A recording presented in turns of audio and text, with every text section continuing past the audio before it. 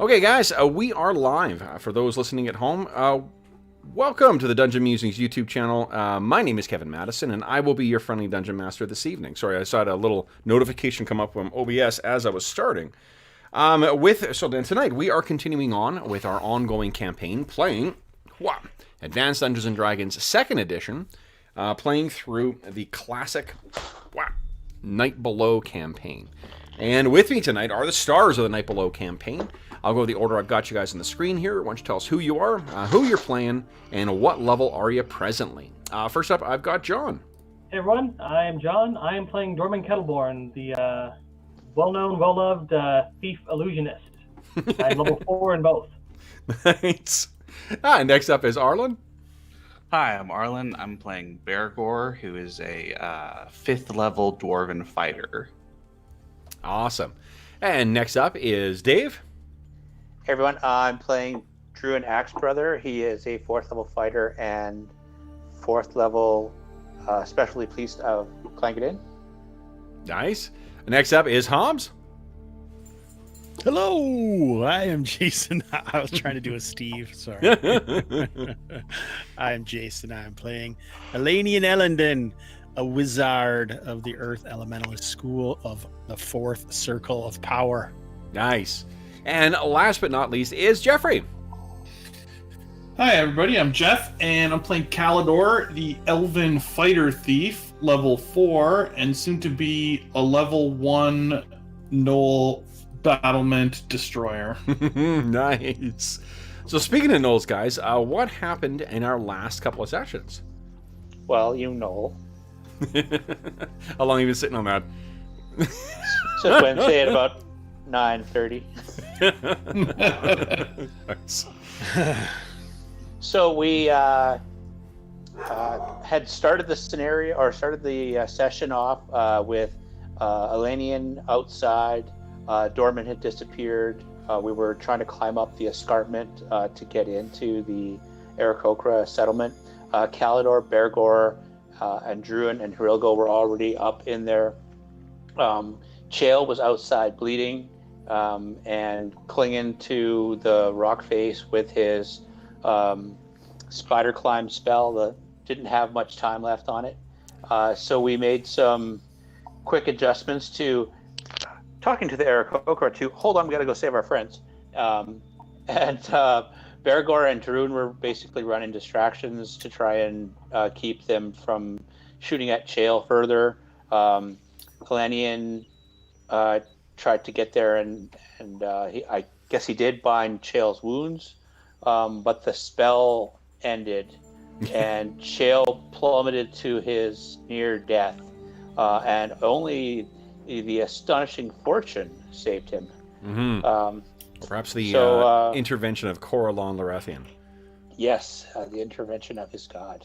Mm. So we were able to get inside, have some discussion, because Serene, the ranger, was inside the settlement, and we were able to talk with them briefly.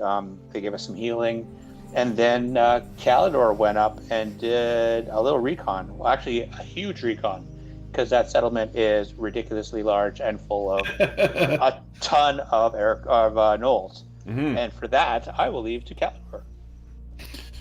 Yeah, well, he went up he didn't spider climb. He was invisible, and he used his own climbing skills and scouted it out. Where's my notes? And he found that there were 12 large gnolls, about 73 regular gnolls, 25 hyenas, some kind of a magic user, and some kind of a gnoll in heavy armor with a gigantic spur. So we had a wide selection. Mm-hmm. And the old Packmaster? Pack leader, Packmaster. There we go. Very scary looking. Yeah. I don't know what you're talking about. They look pretty friendly to me. Yeah. Friendly neighborhood and nastiness. Mm-hmm. I didn't think of it until now, but I should mention the if you got Hobbs might have been the only one who might have been familiar with this, but the chainmail game that came out in early 2000s, the miniature squad level kind of fighting game that WotC made. I've played exclusively or mostly the Naresh, the Gnoll faction. I just realized. Do you remember Chainmail at all, Hobbs? Or you were out of D&D at that time, weren't you? Well, are you talking about the original Chainmail game? No, that's why I said the one in the 2000s. Oh, no.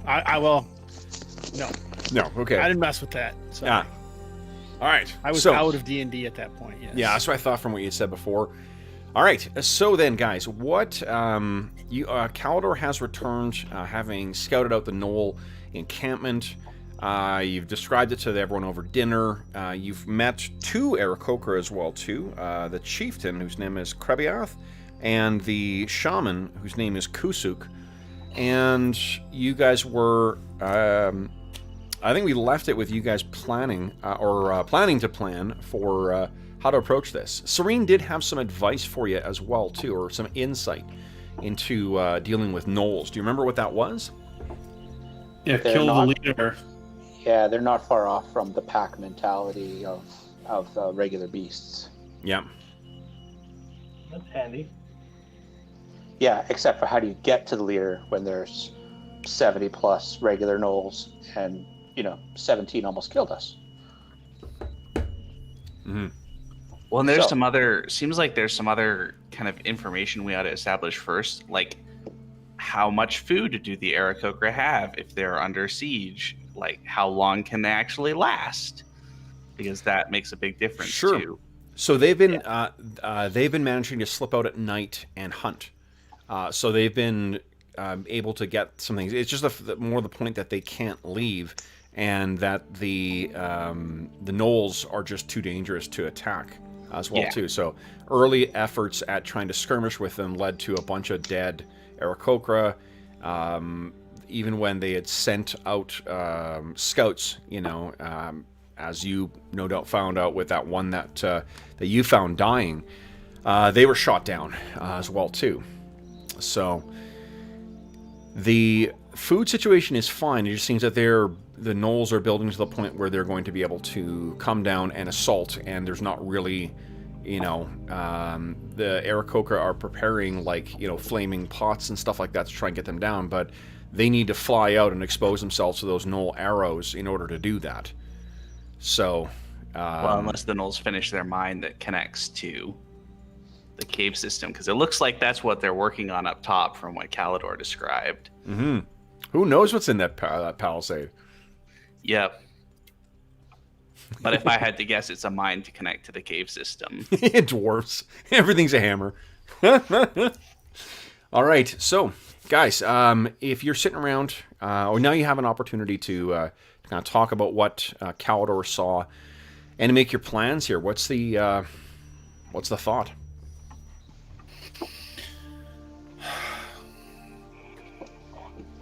I say we leave and go somewhere else. No, I'm just kidding. You're the one that brought us here in the first place. I know. That's what I do. Let's go here. No, it sucks. Let's go somewhere else. Well, I think we have two strategies we can look at. One is to try and find ways to peel off groups of them and fight them in smaller numbers and dwindle their forces. The other one is to somehow either sneak or storm in there and try and accomplish what Serene says and kill the leaders and break their ranks. We could do a bit of both. Yeah, we could maybe if Aarakocra want to do a diversion for us, they could attack from a certain spot and try and draw them out, and then we could assault from the opposite direction. But that'll never work because that's a plan, and plans never survive first contact with the enemy. The difficulty with the, well, at least what the Aarakocra will say is that, if you're here and putting your life on the line to try and protect them, they're willing to help you, but it needs to be something, every life they lose at this point is even more precious. You know, Yeah. the non-combatants well outnumber the available warriors at this point.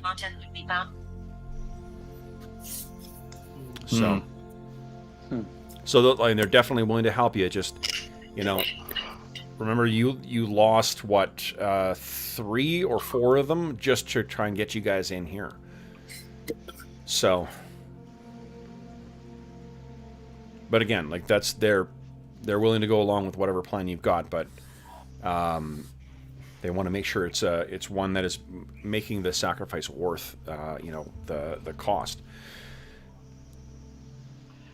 You know, as much as I, you know, hate suggesting it, but do these gnolls eat from a common food source? I don't think you know that. Well, I'm wondering if we could find that out. You know, one of us is carrying around poison glands, I think. Those were disposed of. 'Cause you The had them rotting for poison glands? 3 months or a month and change. So those without having them being treated. So I'm wondering if we could slip something in their food, because Dorman's pretty stealthy, and he might be able to get in there and drop something in there where they prepare food, but that assumes that they cook like civilized folk. Well, they had like big slabs of meat, like from hunting and stuff, It makes it harder then. which shouldn't be a surprise, right? So Well, no, I don't know too much about gnolls, so that's why I'm asking.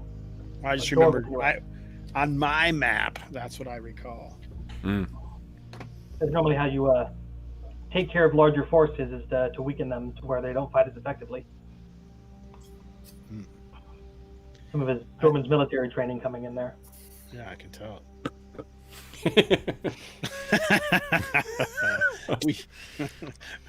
we should I say just go up there at night and we'll blast them with this ring of shooting stars a few times, and sure, that'll chase them off.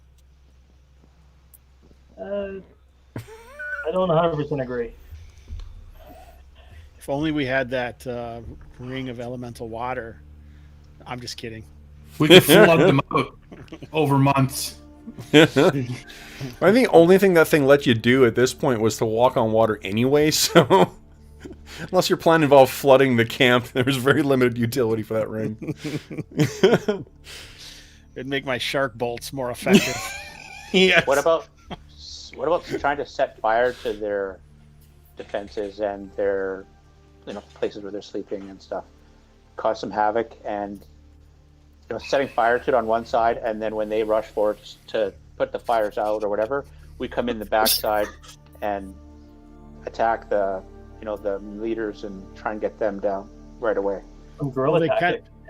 They kind of have that big palisade, right? All Yeah. around the whole place except for the entrance. So how would you get past the palisade to attack from the back? Couple spider climbs maybe. Well, it's not wood. It was like big wooden spikes or something facing the... Well, you suggesting maybe we burn it down? What was that, long Jeff? time. So you broke up for me. Oh, I was saying maybe we burn some of it down. Is that what you were saying?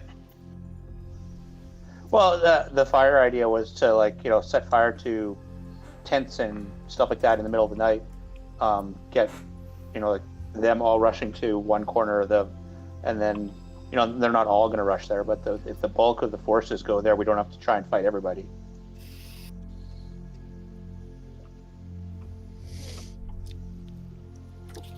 I think we need a pinpoint strike right to the area that we need to go for, and then deal with the others as it comes. I see the merit in both. I just remember gnolls and those really big arrows, and there's a lot of them. So We have to be in melee. We don't want to be in ranged combat with these guys. yeah.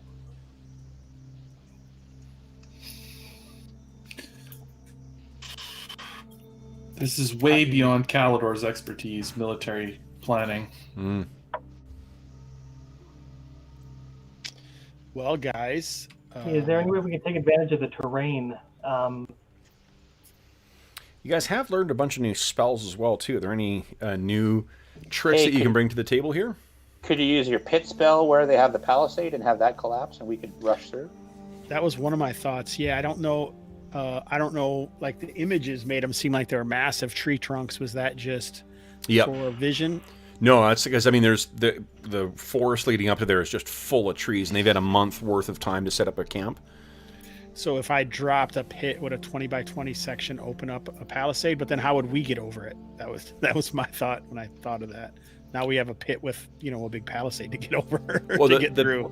The pit goes away at the end, and I would say it ruins that section because it wouldn't restore it back to a pristine state. Oh. Yeah. Okay, all it does, what it says it does is raise it back up. Like, so if you fall, it... Yeah, so it would go down, and then it would go back up again, and I don't think that... I think it would not be as effective at just blocking people coming in as what it would have been. Well, if it goes down 20 feet and the palisades are, say, buried 10 feet or 6 feet in, the soil's gone, so you'd think that they would fall over or something during the time that the pit is cast. Yep. I don't know, if we had Knox, we could get a flaming sphere on the other side, race through the encampment and set shit on fire. Religo knows flaming sphere, no? Oh, that would work too. Yeah. Literally go out in a blaze of glory. Did anyone else learn web, or is it only Knox who knows web? Dorman does not know evocation magic. Sorry. Ain't no web. Maybe I should get my character sheet out. Just don't cast it on me, damn it. Mm-hmm. Well, we know they're sending out patrols, right? We ran into one and killed a lot of them. That's true. Mm-hmm. So maybe we can keep catching their patrols, or at least catch one more before they would try some kind of an ambush or something to catch us. But weaken them up. Yeah. If we can dwindle their numbers, I think that storming for their leader would be much easier. I think with their current numbers, it'd be quite difficult. Yeah. We'll get Serene to ask the shaman of the Aarakocra. Yep. So, the shaman's safe, the chieftain's safe. Under what conditions would they come out to fight and put themselves on the line? Not to say that would be the exact same thing for the gnolls, but give us an idea of, they've stayed safe. What would force them? I think Serene will, will caution you that thinking that there's a conclusion that can be drawn from how gnolls act as to how Aarakocra act is not going to be not going to be similar. No, it's not going to be. I mean, I think whatever conclusions you can reach yourself just from your common knowledge will probably be as valuable as whatever they may be able to offer. That makes sense. Yeah. All right. Gnolls are cannibalistic, and I mean that in the literal sense. Not only do they eat other living things, they'll eat weakened gnolls when necessary. They are, for the most part, thought to be slaves to demonic powers. It's they must be getting food somewhere. There's a whole hunting up in the woods. Yeah. Right. So what if we just keep taking out their hunting parties? Food So and water. you're basically saying we go out there, get on top of that, however we would do that, go around or through the woods or something, get up there, and then do some guerrilla warfare against them over a period of time. Yeah, over a week or two. I mean, it'll escalate quickly, and then maybe however long it is. Right. At some point, the leaders are going to have to come out and stop us because they'll see their army disappearing. Do you think they wouldn't just push to get to the Aarakocra faster? Oh, there's that too. Well, depends what their food stores are like. We don't know that. Mm-hmm. If they're hunting their food every day and we're cutting that off, then that's something they have to address. You can't push your men to dig holes faster if you're starving. Well, unless you're willing to eat your men, though, that's just true. Yeah, but that's accomplishing our goal. If they start eating each other, that's helping us. Got a point there. That's fair. I don't know. Whatever you guys think. I mean, pinpoint a strike for that palisade with whatever they're doing in there to find out what it is, so we could stop that. Because I mean, we could have Serene meet us, just put her head out and then use maybe like message spells. We don't all have to climb back up here and risk that to get messages back and forth. Well, yeah. Could you use like your pit spell to collapse, like where they're working? If they're digging, maybe you can do some damage to slow them down. There's a few different ways we could probably cause some problems for them. Yeah. Maybe that's the first order of business, is to slow down whatever it is they're trying to do. Wreck that. And if that's the most important thing right now to the Gnoll band, then the leaders are going to protect that. Yeah. True. I like it. So we could make a strike on that, or we could. I mean, our first order of business is going to be to get up there, right? So would the Aarakocra have the way of taking us up on sticks and such, flying us out especially if we use invisibility, or do we just try and climb? Charles, I don't know if you would need, for each individual person, each individual sort of salvo there, it's going to be 4 Aarakocra and one of you guys. Especially for the heavier ones, it's going to be difficult to... Dorman, they may be able to get by with just 2 or maybe 3. But I mean, for Bergour and for Druin, these guys are wearing full armor and they already weigh, close to 150, 160 pounds. Not that much. Well, do the Aarakocra know how the gnolls got on top of there? Well, they walked. I mean, it's the hills led up to this point. It's miles and miles and miles of forest and hills at the top. Like, this isn't just a peak. This is we just have to climb back down it's a cliff and face. get to the ground. And what's that scree that's in between the two areas here? That leads down in, and then it gets to a point where it's only 80 feet below the cliff. So it's a little closer to the top. Is it well protected by the gnolls? It's wide open. It would be a kill box if they spotted you there. And you'd still need to get yourself up 80 feet of cliff face as well, too. Which some of you guys would have a greater difficulty with than others. Well, can they take us up, just not right above their encampment, like a little farther out? A couple of trips.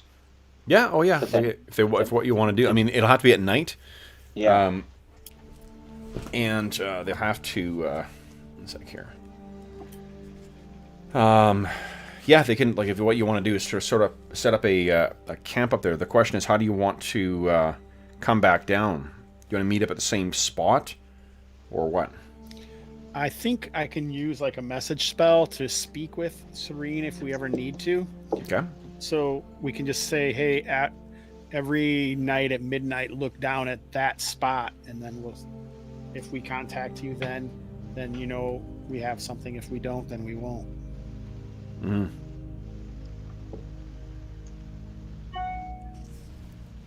What do you guys think? Good to me. Plan?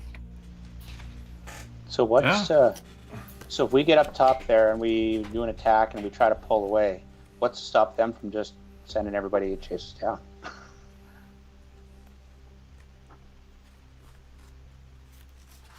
Like, we've got 3 characters that are really slow.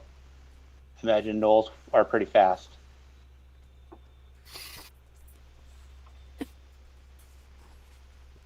The gnolls are faster than you guys, the dwarves. Yeah. Mm-hmm. So, like, guerrilla tactics might work if they decide not to chase, but if they decide to chase, we could end up just aggroing the entire group and not getting away. All possible. Mm-hmm. Yeah. Well, if I prepare a few enlarged spells, we can speed up ourselves. Run normal human speed. Yeah, but they're 7 feet tall. They're large creatures, so I'm guessing that they have at least elven speed. Maybe.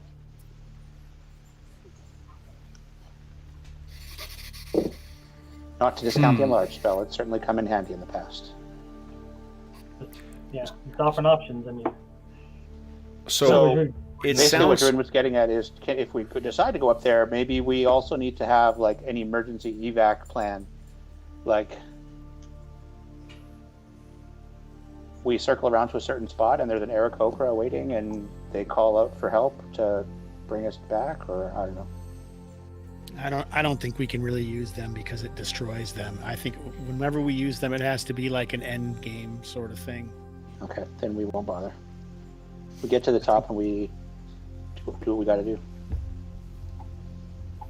Okay. Whatever that is, because we're kind of on our own. It feels like.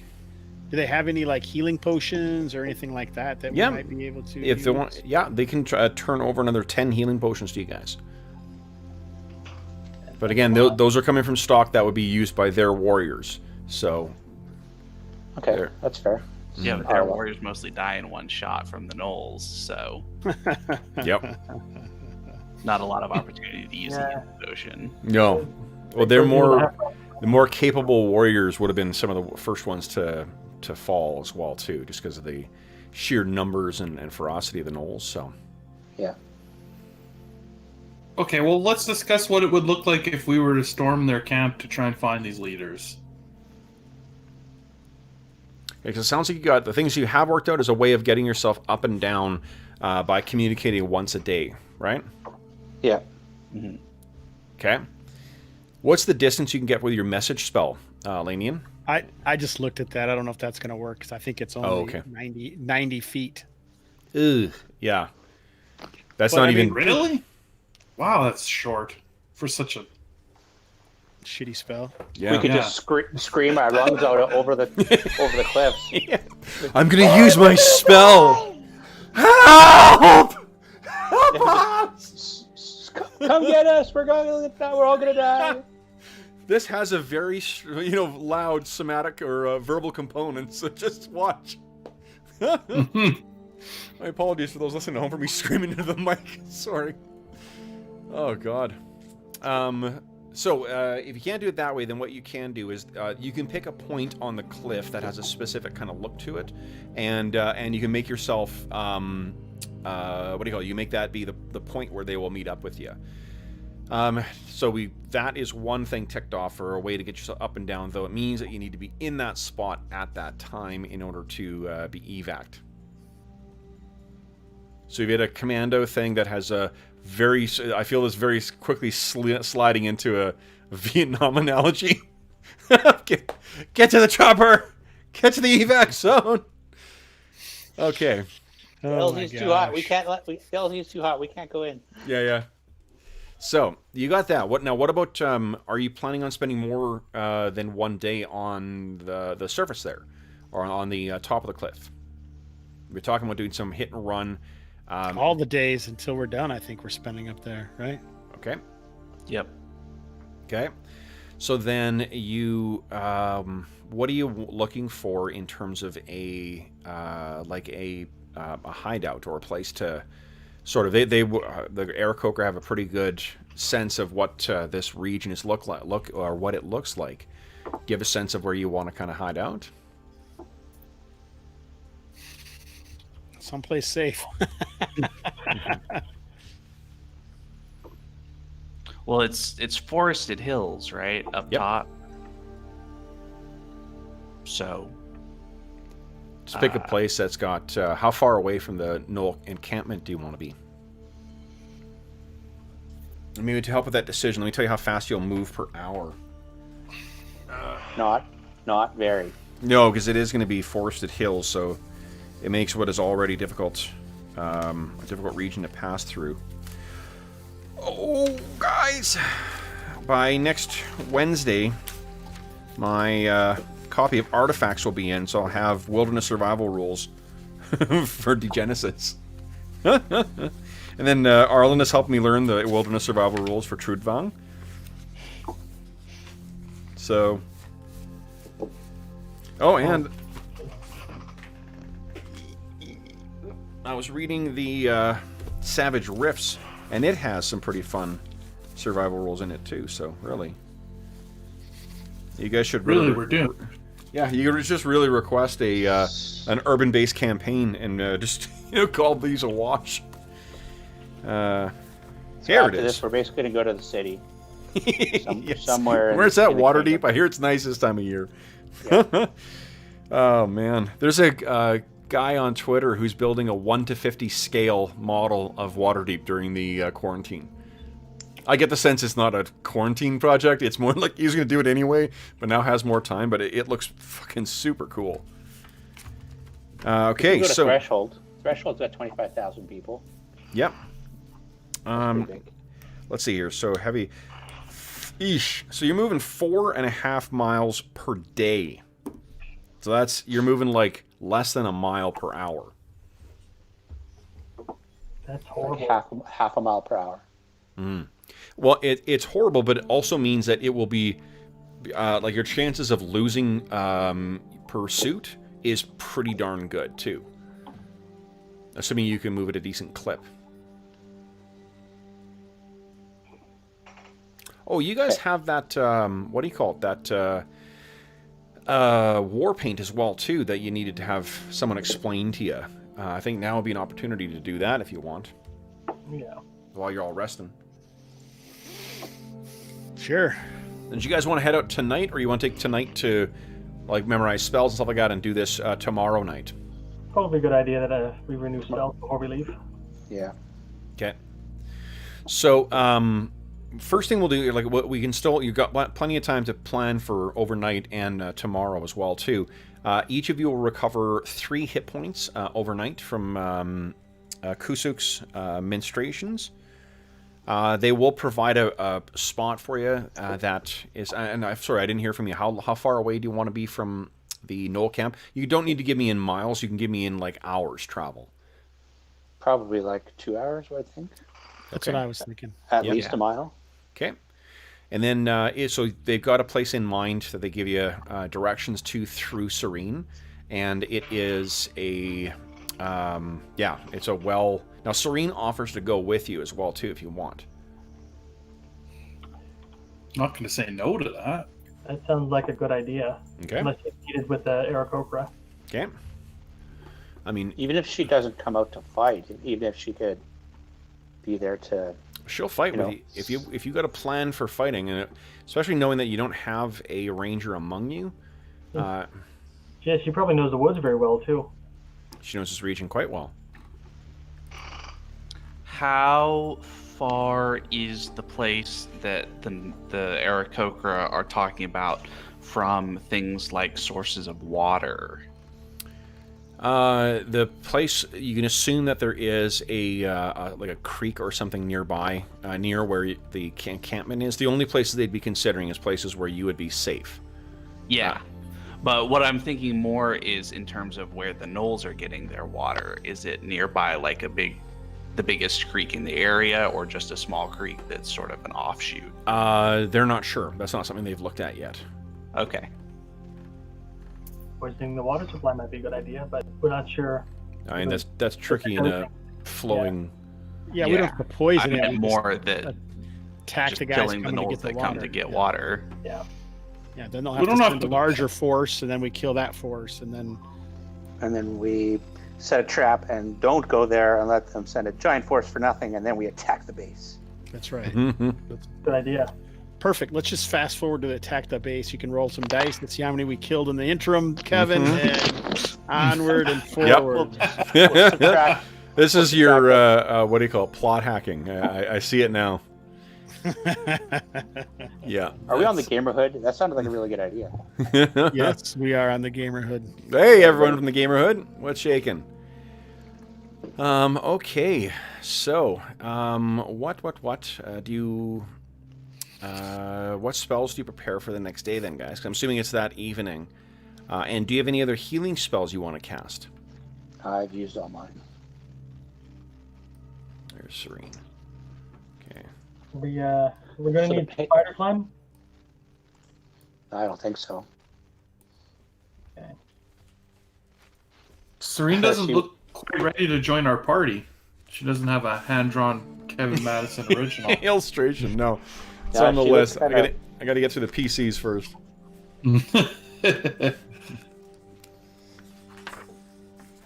I don't think sleep will work very well against the gnolls. Which didn't work well? I mean, I'm guessing sleep won't work very good against them. Why is that? Just they're generally tougher. Yeah. You get a couple of them. Yeah. More hit dice, yeah. Yeah, if the hit dice went up based on my level, that'd be good, but it doesn't. So. Sorry, what was that, John? I missed the second half of that. If the hit die of sleep affected went up as I leveled up, that'd be good, but it doesn't. So I might roll too low to affect them. What about on charging hyenas? I don't know about that. I might get one of them and risk catching a party member in it. Okay. Does it have a good range? But can it take out archers? No. Well, 30 yards. I mean, It's 90 feet, so that's not bad. yeah. No, I might prepare one just in case if I don't need to start a plan. Okay. I realized I changed the character's name from what it is in the actual Night Below thing, and I forgot about that. So I was trying to find the character, and I'm like, why the fuck can't I find her? Oh, because she's not Serene in Night Below? exactly. Okay. Okay. On him. There we go. Aim, you can see. Boom. There you go, guys. So Serene is ready and willing to join you guys. Okay. Can change self work on anyone? What does it say? I was mostly asking Dorman. Oh, I don't have that spell. What? Change self? Aren't you an illusionist? Is change self maybe a what do you call it? Alteration spell, but I Yeah. don't have it. It's It's an illusion phantasm spell. Yeah, why it's change self. Yeah. I think alter self is what you might be thinking of, Dorman. Okay, yeah, it's actually a spell I don't know. So I don't learn automatically all illusion spells. What? Oh, come on. We've seen this rule. Because the list for Earth Elementals is about 4 spells. Elanian's just assuming everyone learns all of their spells. How do you not know all of them? Come on. I've got Take the weekend. the only ones I started with I get to pick. Everything else is roll Yeah. the dice So- and DM.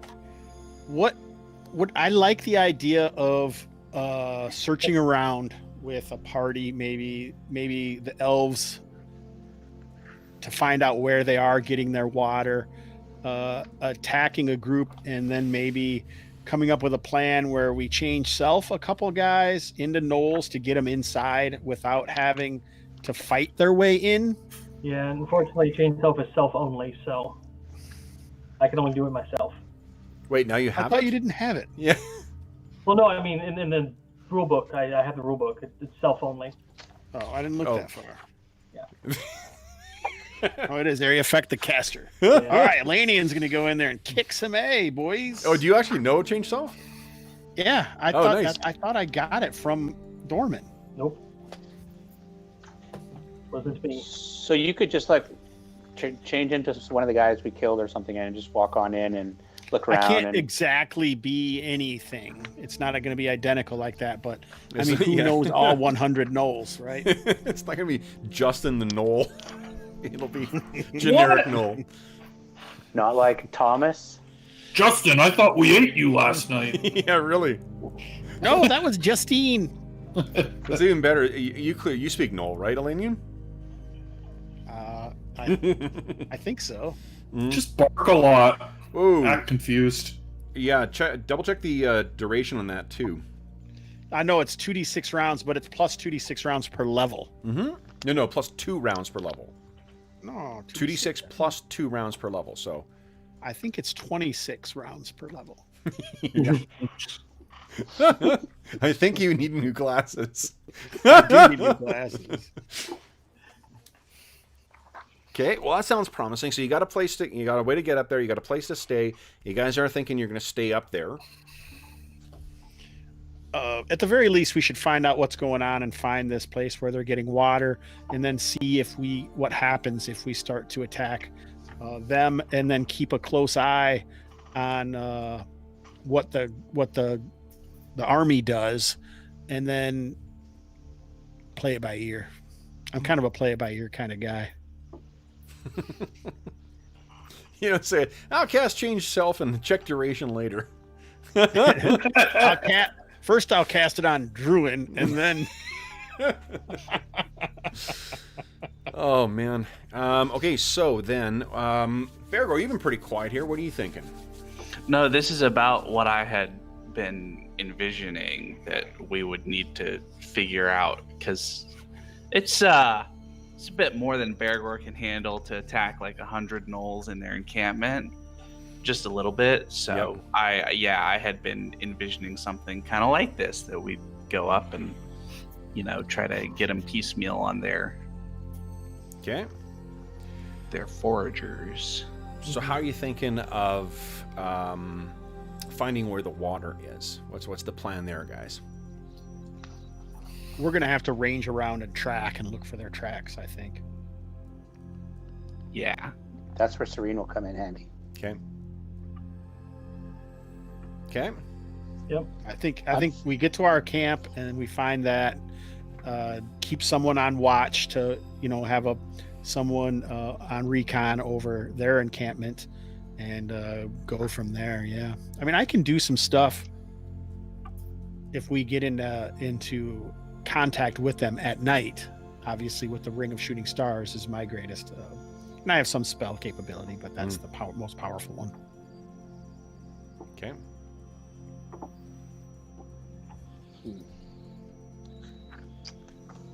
Hold person won't work. Well, Man size or smaller. If I cast change self on them first and turn them into a human, then Yeah. joke. Okay. So it sounds like first off, did everyone get their 3 hit points back from sleeping overnight? No, I didn't even think I was hurt, but I am hurt. Yeah. You're a wee bit banged up. And then next we need to talk about any spells you want to cast before, like during the day before you depart.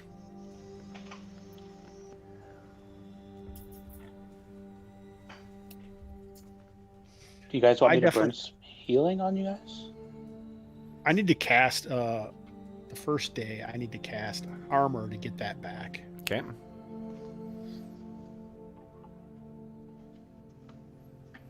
So your armor is back up. I think I'm good. I don't need to cast anything.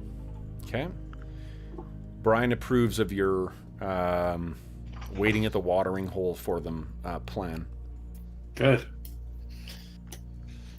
That's all we need. I don't know what we would do if Brian didn't approve of the plan. Get a new one. Okay, so then let's see here. Bergour, you're pretty, relatively speaking, down as well too. I mean, I have more hit points than literally anybody else with 12 down. So, Well, It's a dwarf flex there. if the shaman has, more charges, it can. Yeah, they can. What do you call it? Absolutely. Yeah, So let's I'd like to healing, definitely. I'd like to save my spells for when we're engaged, and if we gotta Sure. we used up our healing potions or Kusuk. something. One spell is going to restore 2 points to you, Bergour, and then another one will restore 7 to you. All right. So 9 in total. DR will apply. Just kidding. Okay. And otherwise, I think you guys are about as fighting form. Dorman, your invisibility obviously is not still active. But yeah, you guys have your spells prepared for today? For this evening, I should say. They're waiting for the sun to set before you guys all set out. Yeah, Druin was looking at whether or not, in the morning, he was looking at whether or not he'd take Cure Moderate and swap it out for something else, but I didn't see anything there that that I liked. Yeah. Can an Aarakocra be able to see out of range of gnoll bow? Can an Aarakocra see farther than a gnoll could shoot? Is that what you're asking? Basically, yeah. I mean, depending if they know where the gnoll is, then they could probably keep it in range. As long as it's a clear day. Hold on, you asked me to look up visibility ranges, Hobbs. You've made my night.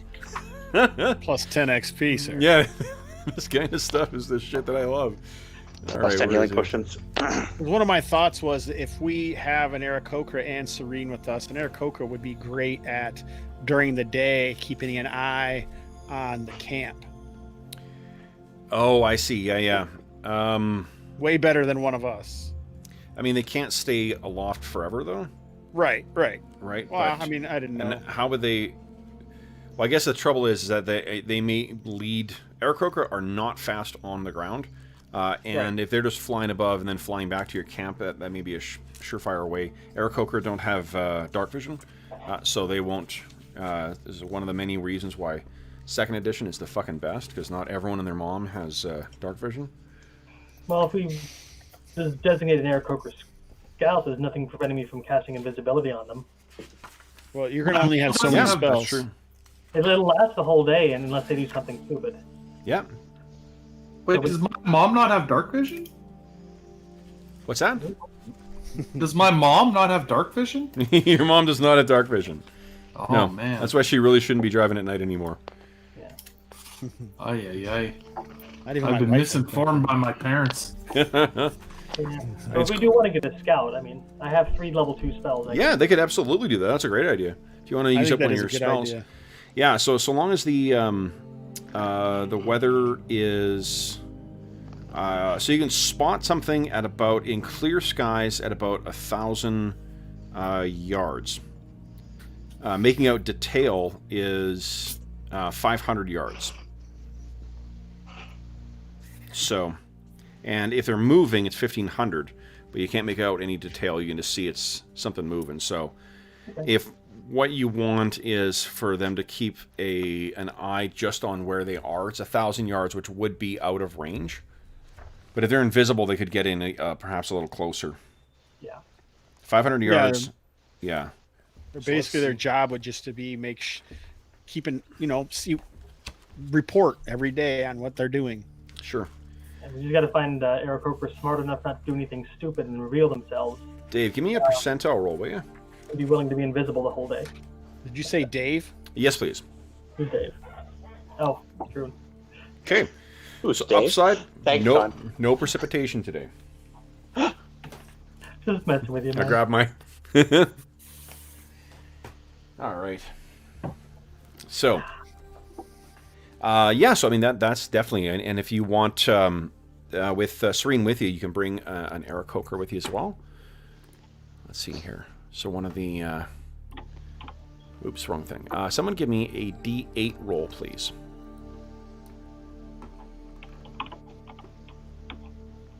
Wait. He's got 4 hit points. All right. 3. You remember what those days were like, guys? I never had 3 hit points. Can we use the Thomas rule on that? The Thomas rule, no. He's got to gain levels first, so... So is he going to be our invisible scout guy? Yeah. And give me a sec here. And if things get really bad, we'll just strap some powder kegs to his back and sell them to Kamikaze on in. Yeah. No. Why are you shaking your head at my terrible idea? Because It was also completely not possible, and goes against Dorman's sensibilities. Yes, Trev, I can't seem to type right now, but we are about 3rd and 4th level. You guys are 4th and 5th, aren't you? Yeah. Yeah, I think I think Bergour's so. a typical character. Who's still 3rd level? I think Chael is still 3rd, isn't he? Mm-hmm. And probably Knox. Bergour. Bergour's probably 4 now. Yeah, we don't have any 5th level wizards that I'm aware of. You. No. I'd be 5th level thief if I had more gold. If I had $1 million. And even if I was that fancy 5th level, I couldn't throw a fireball, so meh. What's 5th level for fighter again? Is it 18 or is it 16? 16, I think. Okay, then I am technically 5th level of fighter and thief, but I need to train. Okay, so this one's name is Three Wind. Yeah, I can train as a fighter now too. I'm a little behind with the especially priest. But... That's a cool name, but my first thought was adolescence, and he expels wind in 3 places. Always farts with you, eh? Yes, always fart jokes.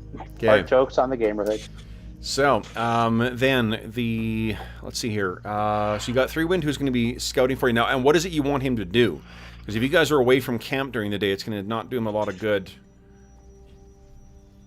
to just head back to camp and meet you at the night. What do you want him looking out for, and when do you want him to return? Up to the leadership, I'm just casting the spell. It was your idea. My idea What to make was it the Hobbs idea? So we I think we're always going to be kind of around our camp, except when some of us are ranging out, because not all of us are going to range out together until we make a plan. So every day, have him come back and rest and report. But if something crazy happens, maybe before he leaves in the morning, we'll tell him where we're headed or where we're going to be, and then go from there. If anything crazy happens, come back, and blow the signal whistle or whatever. But if it doesn't, just keep an eye on them and then report back. So it's unlikely you're going to hear a signal whistle through, a mile and a whatever of forest. It depends on where we are, right? So hopefully we know what our plan is, where we're going to go any given day before he leaves. And so then we would tell him what area of the woods we're going to be in if he needs to catch us. So let's do that for the first day. Let's assume that we're at the first day. What would those instructions look like, guys? How many people are going out to look for the water? Is it going to be just Serene, or do you want to send Serene? Couldn't he help with that? Elanion. Well, we want someone to keep an eye on the camp, right? And he's got the best way to do it, I think. How many people do we want ranging around to find out what the lay of the land is and what the gnolls are doing in the area? Do you want to just send Serene and then run? Do you want to send the 2 elves so they can be be very silent and quiet like elves can be? Do you want to send the thieves? What's your thoughts on what that group is going to be? Look, I figure the dwarves are going to be hanging out at the camp until something happens, until we find what we're looking for. Yeah, so that would be he could come back at any time to the dwarves and then report to them, and if something has to happen, then we'll make that decision then. So the elves and Serene are out looking sneakily and whatnot. It's one of my thoughts, unless someone has a better one. But yeah, I personally think the fast-moving people in the woods can scout the best, and that would be Serene and the elves. Dorman's stealthy enough that he could just linger around the camp and make sure that if anybody finds it, he might be able to get a good backstab off on him before the dwarves jump him. Kaladar could leave his chainmail with us at the camp, assuming that half the group's not going to engage with gnolls. Yeah. Without the... Right. Where they're getting the water from, and then we can ambush them from there. Yes. Right, so the first day is just scouting. Yes. Yep. Yeah. Okay. I suppose Dorman will be maybe making around the camp, setting up some snares for catching people unaware. Because I have that skill. I think I could catch an ankle or two and set up noise-making traps. Do you have make traps? Well, I have the snare skill. I figure I could rig up some things to make noise if somebody catches a toe on it or something and triggers it. Snares for catching rabbits. Didn't we talk about this, right? Yeah, I think we have discussed this. Yeah. This feels like well-trodden territory at this point. Setting up a little timer so that they trip it. I set up a. Shouldn't be that difficult. No, but it's also making it so that it's not seen, and it is harder than it sounds. So, yeah. What, Retrain that trap skill. you have what skills? No, I'm just gonna make a note for later to retrain that or something. To Okay. get used to. Sounds good. So then, Caldor, you were away, Jeff. Are you leaving your chainmail behind in order to do this? Yeah. No, I wasn't away. I was actually just standing up. Oh, stretching okay. My legs. Okay. I heard all that. Yeah, I'm gonna leave my chainmail behind, Okay. All right. So, which I think I currently have. I do have the penalty on my climb walls. Okay. so- You come back and there's like symbols of Clangadin attached to your chainmail in various spots.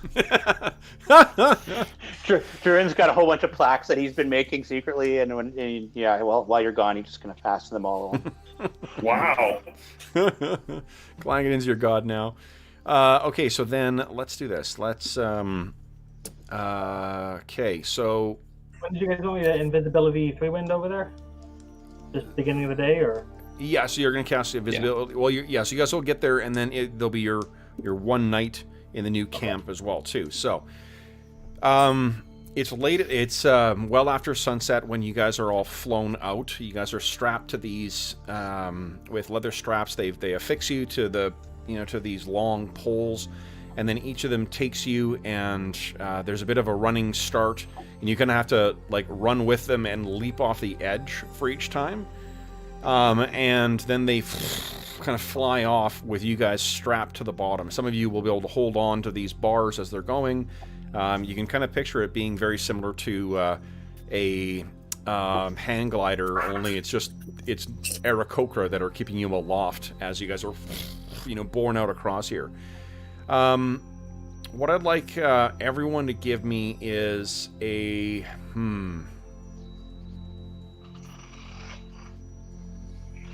Hang gliding skill? I don't have that. No, it's not that. It's Hang gliding. yeah, hang gliding. Y'all invested in that skill, right? Yeah. I have avian riding. Does that work? Yeah.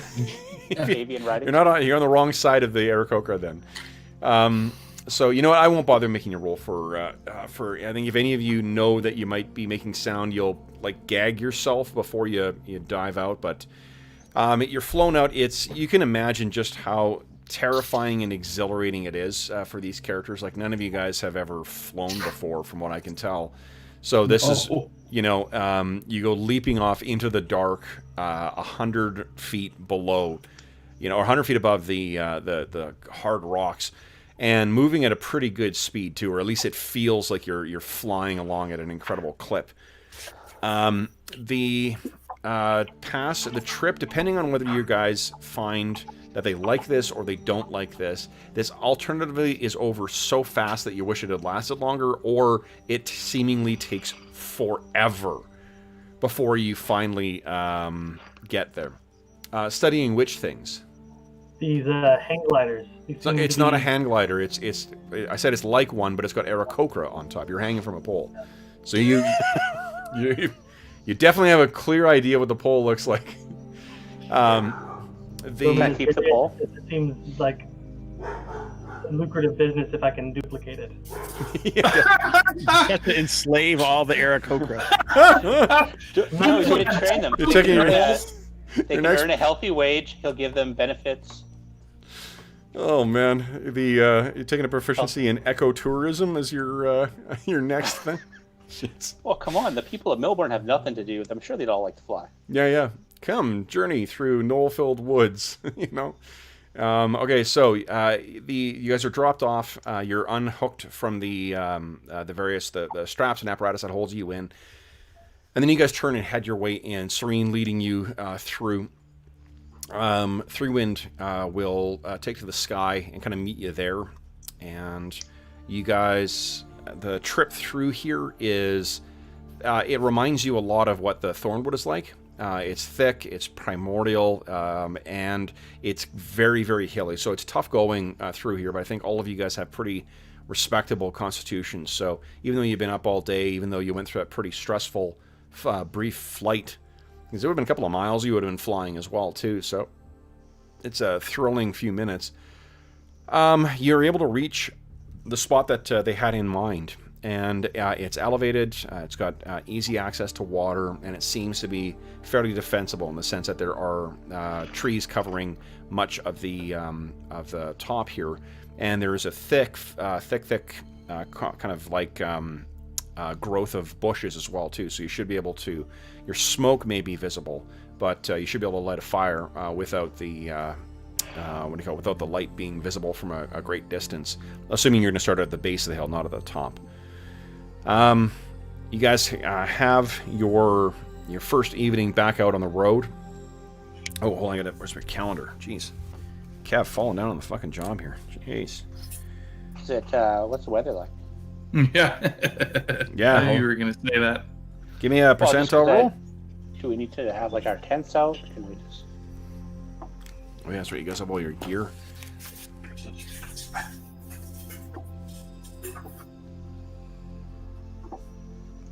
It does not. No, another dry night. So it's pretty good.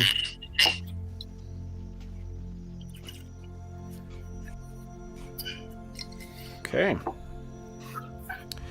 And the evening, you guys, it's still, it's late summer, so the evenings are starting to get cooler, so you probably will want to, for the sake of comfort, set up your tents. And I mean, you're going to be here for a while, it sounds like. This is your staging ground for your attacks, right?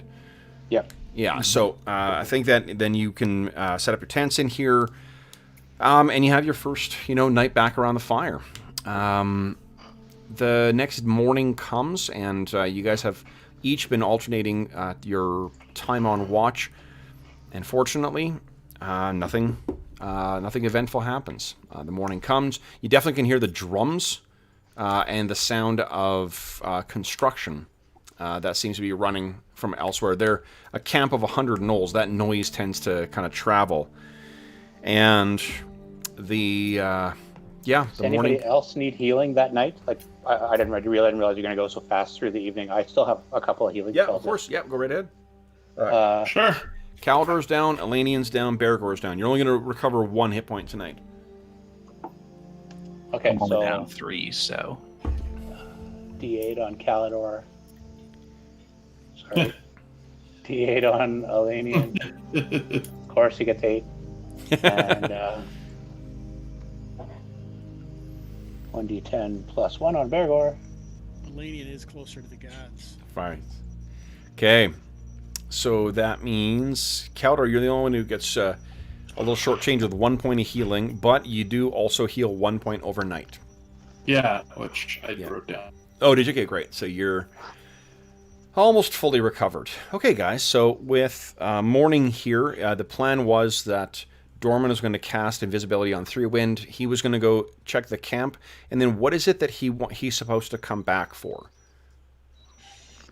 Like what strange? If a large force comes, or if anything unusual seems to happen. Okay. Like they're mobilizing to attack more than just a couple of guys over the cliff shooting, because that would be fairly normal. Okay.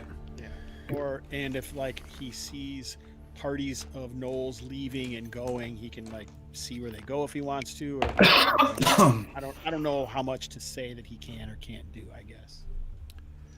Well, this is Kev asking because I want to make sure that he understands. That's some pretty broad things, and then he's going to come back to meet up. The dwarves and the gnome are going to stay here. Yeah. Yeah. Okay, splitting the party. Stick around just in case 3-Wind shows up, and then. Love it. Splitting the party already. You guys are the best. Thank you. Yay.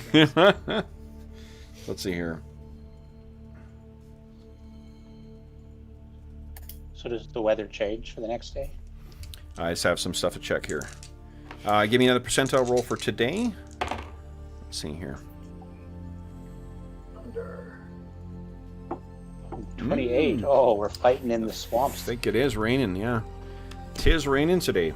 So, let's see here.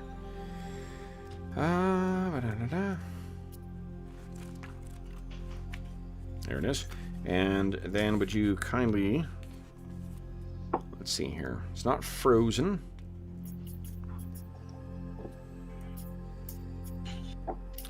Give me a D10 roll.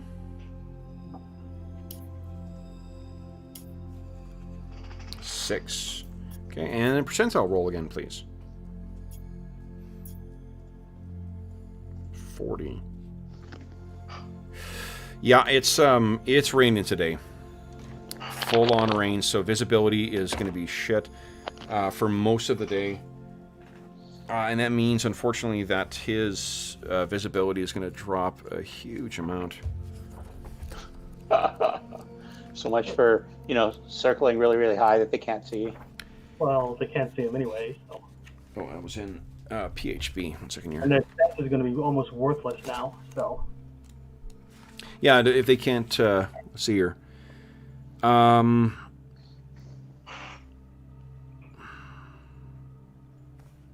Okay.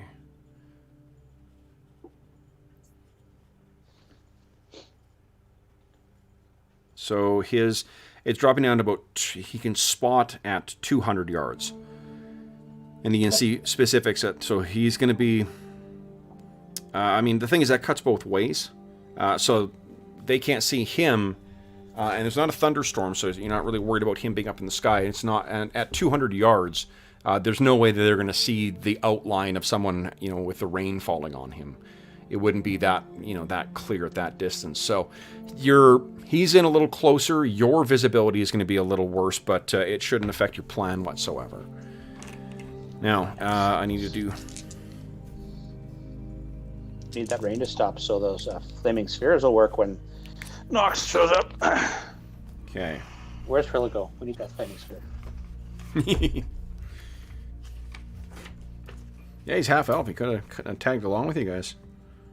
Okay, so that's... You gotta have some sort of entertainment at a camp. He'd probably just start arguing with Druin. Actually, no. It would be more like he'd be like singing a song or something, and Druin would get angry because Druin's crusty old dwarf. Okay, so let me do this, guys. Perfect entertainment for Dorman. Seems like we're gonna be here a while, right? Like a couple days, maybe a week in this camp. We live.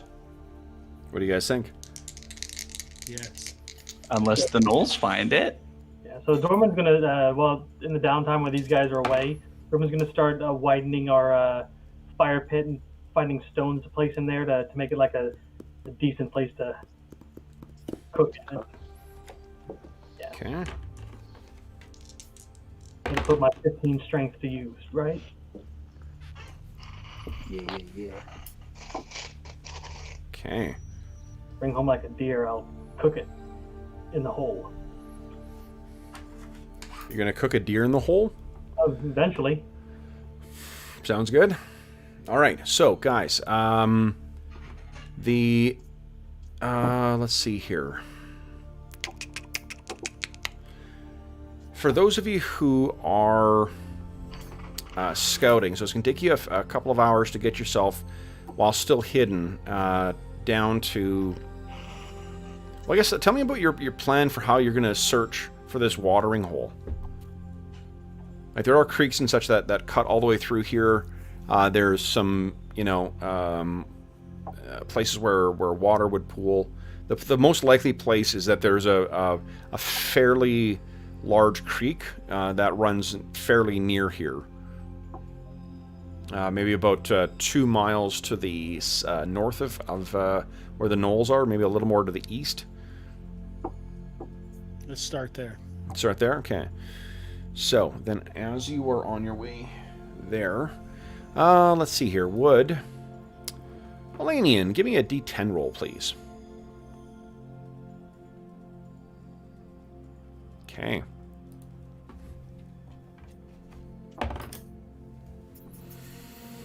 Alright, let me find the tactical map here. Not that I'm saying you'll need it. And I would be using my skills to try and stay hidden, obviously. Right, just the thing is when you're actually moving silently, you have to move a lot slower. So, like, you can be using common sense to try and not be seen, but if you're using your thief skill, you're moving at no faster than half your speed. I think we're just using our elven skills. Yeah, you're just trying to be... Yeah, like if you're trying to move stealthy, you do have to move substantially slower than normal, so you'd be traveling, like, it would take a dog's age to get anywhere. Although it is kind of funny, the idea of you sneaking tree to tree, and then finally Elanion turned around like, what the fuck are you doing? Well, also, where are you? Okay. How's this one looking? So we have an increased surprise rate. You do. Unfortunately, it doesn't help you with you rolling your 2. Okay, let me get rid of these. I think we also have an increased not to be surprised rate. Yeah. Yeah, Also, I think we have a rocket launcher. Take a look in the We PHP. having a rocket. Kev, see if you can interpret this. It says a lot about RPGs in here. I'm pretty sure that's what that means. 1 second here. I'm going to research a rocket launcher spell. Just Yeah, definitely. You're never going to get better than Shark Bolt. It's called Shark Bolt. Yeah. Shark Bolt, exactly. Okay, so I need to copy these suckers here. Not that you're suckers, but... okay, and put you down in... here. Let's put you... maybe here.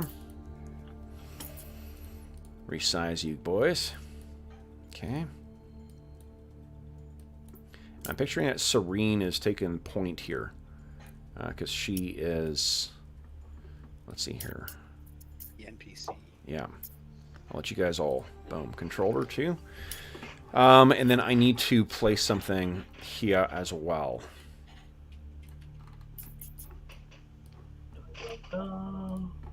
Because, also gotta check distance. Because they are not surprised. So this is actually about 11, maybe 10 o'clock or so when this occurs. And let me check for reaction. Okay. And let me check for distance.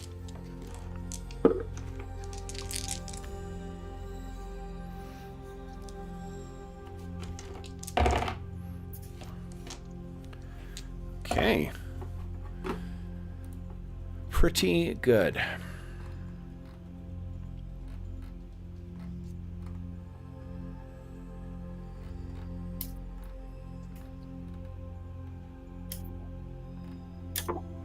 Alright, I just need to find the illustration I need. Wo ist it? Wo ist it? There we go. Hey, remember our October faction game? That was fun. And let's see here. 1, 2, 5. The October faction game was fun. Yeah. I saw the illustrations from all the images I had to load from that game. Oh. Okay. Now, okay.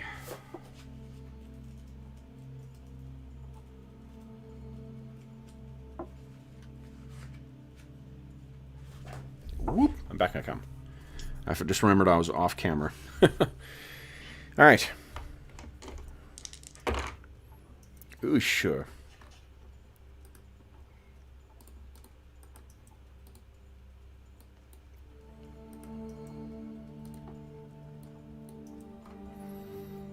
All right.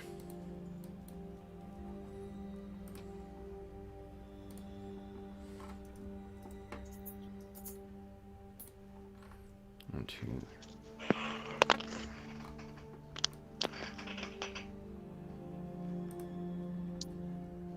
Here we go.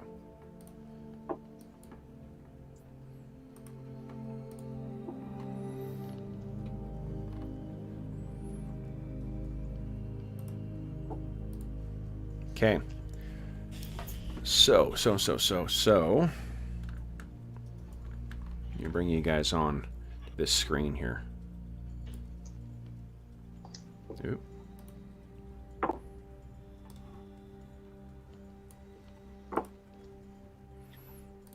GM layer. Token layer. Okay. So guys, you are traveling along. Whoop, where are we here? Through the woods. You've made your way around. You can hear the sound of the gnollish camp far off to your first as you're traveling along on your right, and then you reach a point where you start angling around, and you're not far off. Serene thinks that you're probably maybe like say an hour or so off from where the... Well, that's not true. It's probably a little longer. Let's see how far you still have to go when this happens. Fang Dragon, I knew it. This was the best time. Still 3 hours off from the what do you call it? From the water. So I'm picturing you're doing your best to try and keep quiet. Elanion, I have you at the back there. You're traveling in the north eastern direction. Serene is at point. Caldor, you're behind, and Elanion, you're hanging up the rear there. Oh, you guys might want to maybe swap where Caldor and Elanion are. I didn't even see us on the map. Oh, there we go. Okay. Yeah. Okay. So you guys are traveling along when, and I don't know why this is just catching you guys so by surprise here. Probably because It's raining. it's raining, you know, and the nature of what is going to jump out.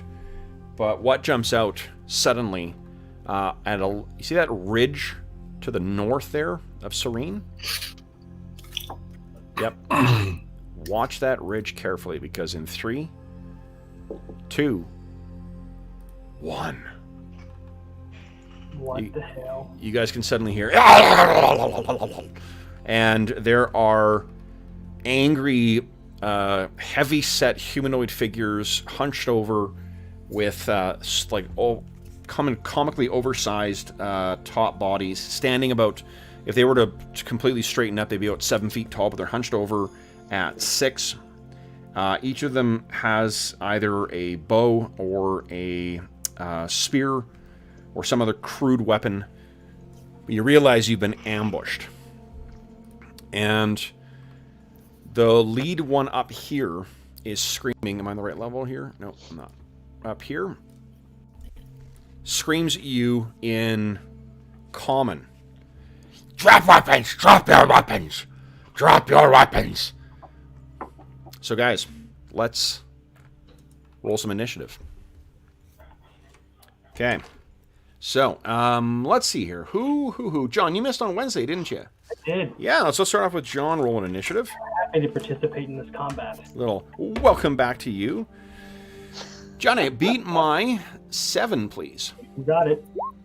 Boom! Oh, nice. All right. So, we may not be there, but right now, but we're present in spirit. So enjoy 5 astonishing fortune. nice. And Serene, you have. Let's see here. I'm gonna bookmark her. Here we go. Serene has.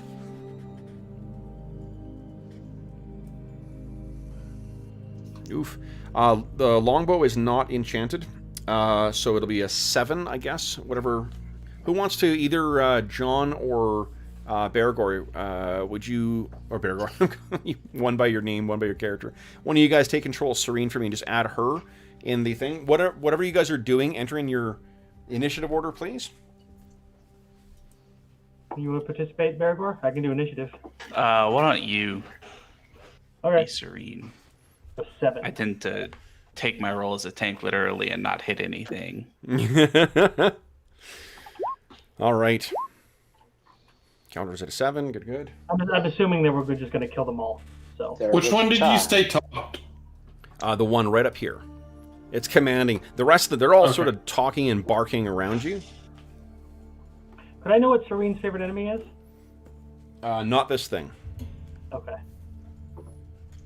All I'm going to get you to do is roll d20 and damage, so... Sorry. You ain't going to get much to do. She does have a very special longsword, though. Ooh. Okay. Caldor, is no one else taking action? Elanion? I can't get my keyboard to work. Oh, okay. Sorry. What are you trying to do here? Put a 2. Hey, here comes some 2. Oh, here we go. That's what you're doing. Adopting some passive resistance. 222. So Elanion will be acting next week. And otherwise. So Elanion, you are up first on a 2. What are you doing? I'm going to attempt to break these fools right now with a nasty... Oh, Hobbs, you got really quiet there for some reason. You were really, like, your levels were great. I just turned away, probably. Is that better? It's a little bit better. It's still quieter than what it was. Yeah, I don't know what's happening. I, for one, blame How about me. that? Yep, that works That's good. more gravelly. More gravelly. That's good. Yeah, Blame love it. it. You like it better when it's gravelly. The Marlboro man here. All right, so Elanie, what are you doing? You can try and... I'm casting magic missile on the leader. Fantastic. Okay, so then go ahead and roll damage. I think you got try. You got 2 now, don't you? Yeah. Pretty awesome. Pretty awesome. I can do it this way. Okay. Let me give his hit points here. Let's see. Okay. Ooh, not bad. That's 7 in total, right? Because it's 1d4 plus 1. Okay. Yeah. All right. So it blasts him, and he, as the earth kind of explodes in front of him, and he just yells out, "Kill them!" in common. She is not dead though. Injured? Yeah, we're gonna die here. Well, I'm sure you guys will be fine. Remember, retreat is always an option. I think you said also that you three wind was going to be notifying your next of kin. He's flapping overhead, seeing this happen. He's like, "Who's laughing now, motherfucker? Why don't you try laughing out of this, huh? Make a joke." Who's making jokes? Did you call him 3 farts before? Oh, Turns out he's the one who speaks common. He's just like, yeah. Elanion would have came up with that. It's just immature Jason. I'm Hobbs kidding. I'm would totally kidding. Totally kidding. Okay, so you guys sold. Elanion pays the price. Yeah. have. No kidding. Caldor, you're up next. What are you doing? Well, I'm going to use my longbow and shoot this jerk. Which one? This one, the one I pinged. The one that was speed. Yeah, yep. Okay. So I will just take a step forward, side Elanion, Okay. and shoot. Here we go. Big money. And fuck. What's it? Balls? Oh, -8. Good lord. You roll a 19 Jeez, that'll do it. Go ahead and roll damage. right through the mouth. Large-sized creatures too. Oh, do they take extra from a bow? Nah, bow's the same, but just for any other weapons. Oh, okay, yeah. Yeah. 8 points of damage. So that hits this one, and it drops down dead. Now let me see if... now their morale is still pretty darn good, but it will trigger a morale check. This picture in my head is like, kill them now. Yeah. Shoot the arrow right in his throat. So let's see here. Let's see. They are still fighting. All right. Then it is Serene. What is Serene doing? Well, she was going to kill the guy that was talking shit, but she'll just target the guy right next to him. Okay, go ahead. Give me a D12 or D20 roll, please. Ooh, nope. 2, no. So that goes wild. All right, so these things now. I got one that's shooting at Serene. What's her AC? AC's a 4. Oh, that's not good. That shot, however, was not very good, so it misses. Then I've got a second one that's going to run in. I don't think he can get there in time, so I'll just move 1, 2, 3, 4, 5, 6, 7, 8 into fighting Serene. One can get in on you now. He was going to shoot before, so I think he's going to shoot you, Caldor, or try to at least. What's your AC now? You got no armor on, right? Yeah, I don't know why I took it off. You guys told me to take it off, but then you told me that I can't use my thief skills, so it was kind of weird. Yeah. Well, I know the thing is, you just can't use it when you're traveling. So I think the reason the guys told you to take the thing off is so you could sneak up on them when you're close up. But I don't know. Right. Okay. So you're what's your dex bonus? Let's see. Because your dex is my pretty. dex bonus is 2. Is Oh, 2. wait. No, reaction, defense adjustment, -3. -3. Excellent. Okay, so you got a 7 AC. That is a nat 1. That is not going to hit. The follow-up shot does hit, though. So you take 3 points of damage. Caldor DR will apply, but you're naked, effectively. Well, if you're gonna say that. He says it every time. Yeah, I say it for him. Well, because when I don't, I have you guys ask me if DR applies, so it's better to do it every time. Okay. Then this one's gonna run around 1, 2, 3. I don't know why I listen to you guys. They're really trying to get you killed. I don't know what's going on. This one's running, so he'll be a little easier to hit. This one's going to take a shot at Elanion. Elanion's got armor up, so that is a miss. And then he will run in as well. 1, 2, 3, 4, 5, 6, 7. Oh, he can get in, but he can't attack. And then this little schmo back here. He's running as well, too. So the 2 that are running down the canyon there, they're going to be easier to hit. And then, yeah, that guy on top already shot. So I think I've gone with all these humanoids. You know what they look like, guys? Remember that thing you fought in that ran away? The bugbear? These are bugbears.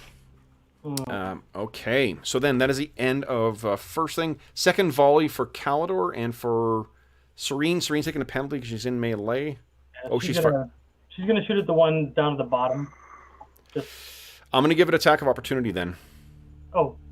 Why would you shoot the one that's attacking him? Yeah, if she shoots the one that's attacking him, it's fine. But if you're turning your back to fire at someone else, for sure they get attack of opportunity. Didn't he say she had a fantastic sword? She can't draw it on the second volley. Oh. So yeah, she'll shoot the one in front of her then. Okay, go ahead. Nope. Eesh. Calidor, you got your second shot. Okay, which one shot at me? This one right here? Oh, right. whoops. Those That 2 one? up there. Yeah, the 2 ones behind you that are on the ledge there. Okay, I'll shoot at him. Go ahead. Longsword's a 5 speed, right? Okay. That's a hit. Oh, rolled an 11 and got a 0. That's pretty good. There's a lot of delay on roll 20. Mm-hmm. Don't piss it off. Don't aggravate. We don't want to have a repeat of last Friday. All right, so 6 damage. there we Did it go. show Nice. up? You guys can see that bar now, right? You can see a bar on him? Excellent. Okay, so you turn around. All right, so then I've got 2 second volleys on Calidor. Calidala Ding Dong there. You get 1 hit on you. 3 points of damage. I got a shot on Elanion. Fuck, that's a hit. Elanion, take 2 points of damage. DR will apply. And 1 more on Serene, but she's in melee now, so it's a penalty to hit. That's a 19, though, so that'll do it. Serene takes 3 points of damage. And she has no DR, so. She does not. Oh, hold on. Does she? She probably does. Not with an AC of 4, I don't think she does. That's a good AC, man. That's, I think, studded leather with a decent dex. Yeah, but you're expecting everyone to have decent dexes. Yeah, like. Yeah, not all these Got an NPCs AC will of have 4. your stats. I just heard that. What?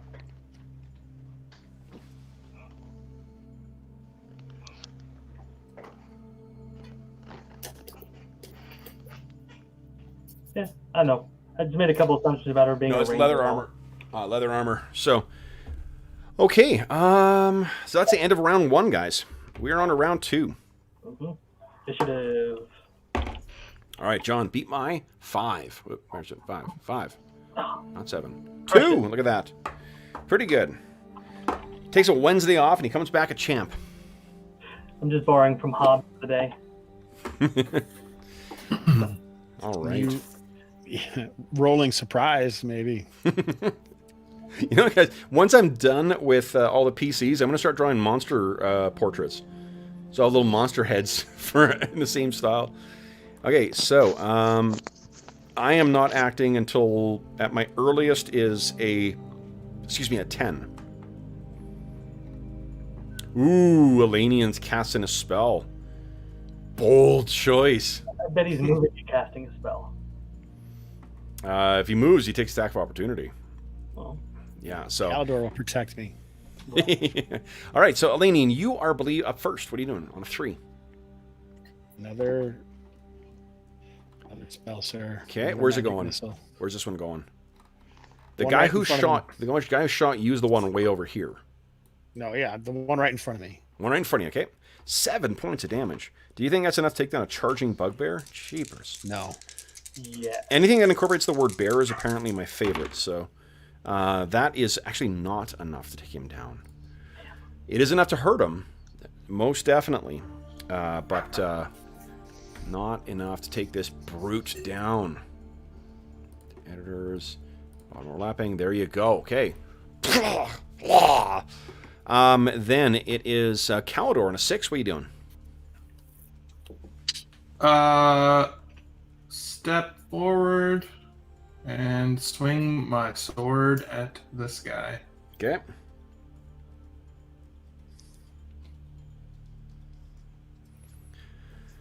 Please do. Oh, no, 1. Oh, Thanks a lot, roll 20. jeez.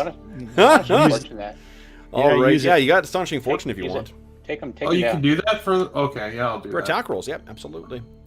Absolument. That's what it's there for. Well, let's do There that. you go. Go ahead and Oh, roll yeah. damage. Drop a couple, maybe they'll flee. Nice. Gone. That's a good one. Yeah, yeah. Okay, so let me count how many are done so far. 2. Okay, are down. Then it is Serene. What's Serene doing? I assumed she had a longsword. Was that correct? She does. Very Okay. nice longsword.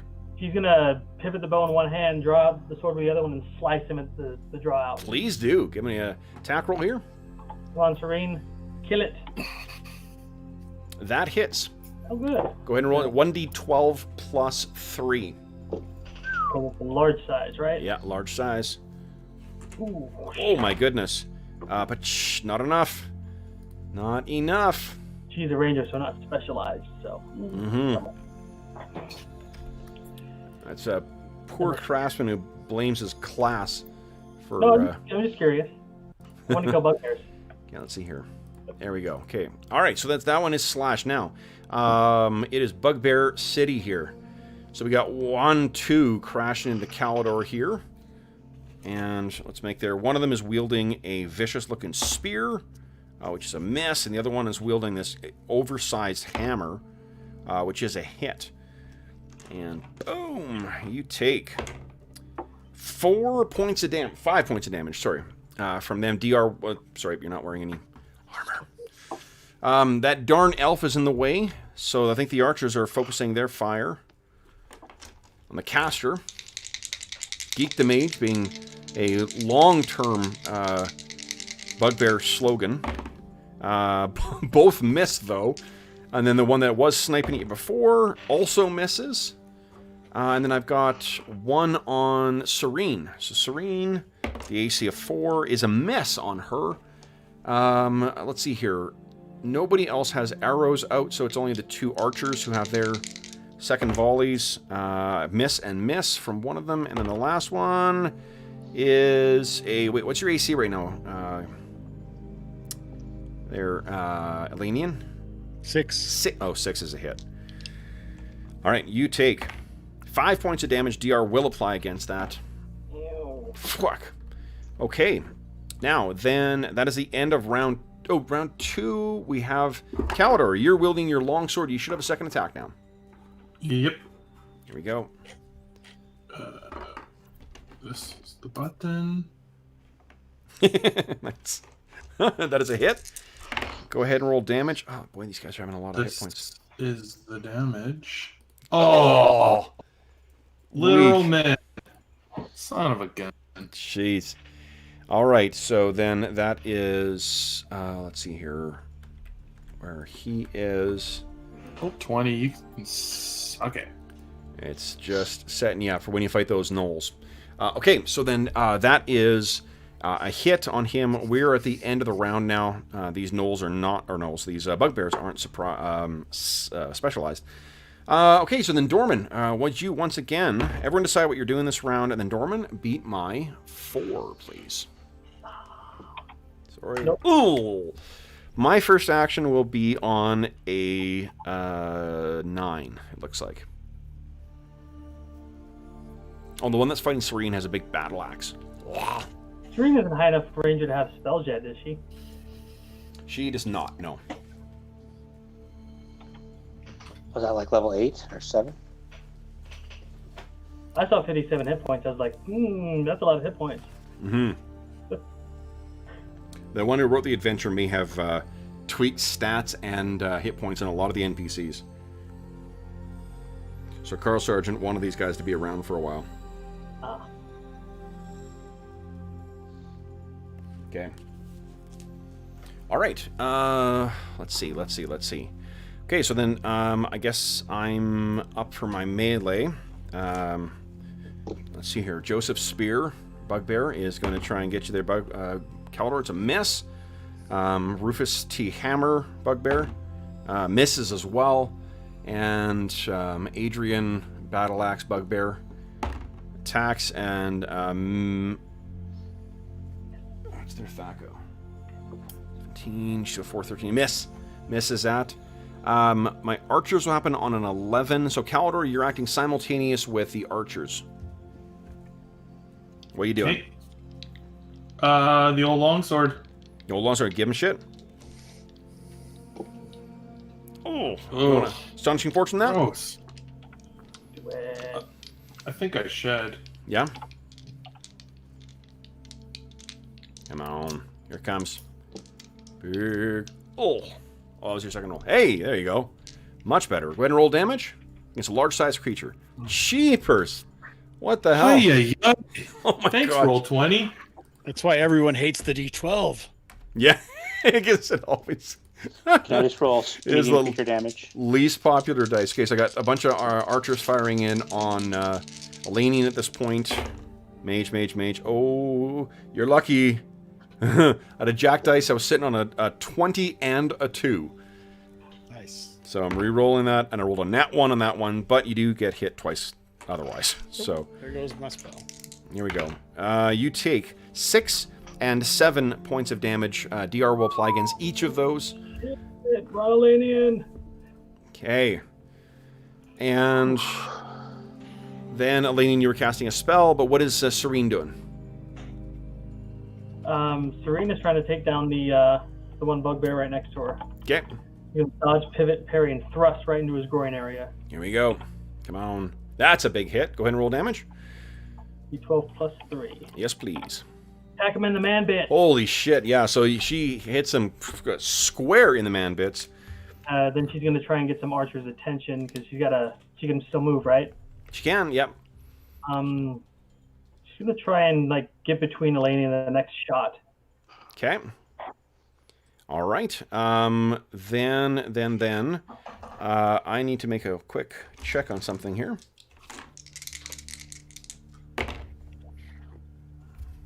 Okay. Then it is second volleys on Elanion. So, first is a hit. 1 point of damage DR applies, so you don't take damage. Oh, your armor spell's down now, though, right? Yep. Fuck a duck. Okay, so only 1 point of damage on that. Second one is a 19.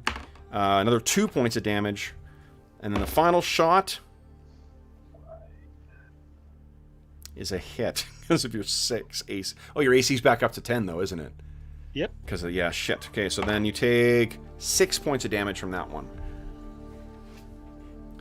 Okay, end of round 3, guys. We're on to round 4. And I think... Yeah, Elanion is down, right? Correct. I'm trying to get my keyboard. Yeah, I figured your keyboard was messing with you. Okay, so we're on to... John, you lost initiative last time, so it passes to Arlen. All right, 1d10. Here we go. Arlen, beat my 6, please. 5. 5 will do it.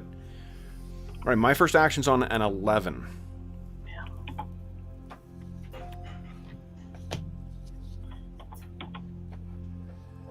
Okay.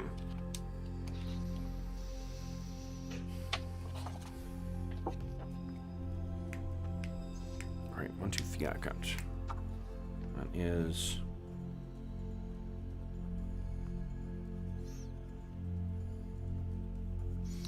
All right. So first up is Calidor. What are you doing, Calidor? You see, Elanion drops down from having been hit by. I'm attacking the one that's injured. Okay, go ahead.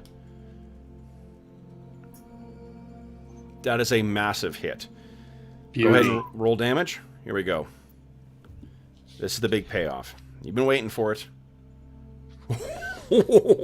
So you hear the thwack and Elanion kind of as he falls to the ground.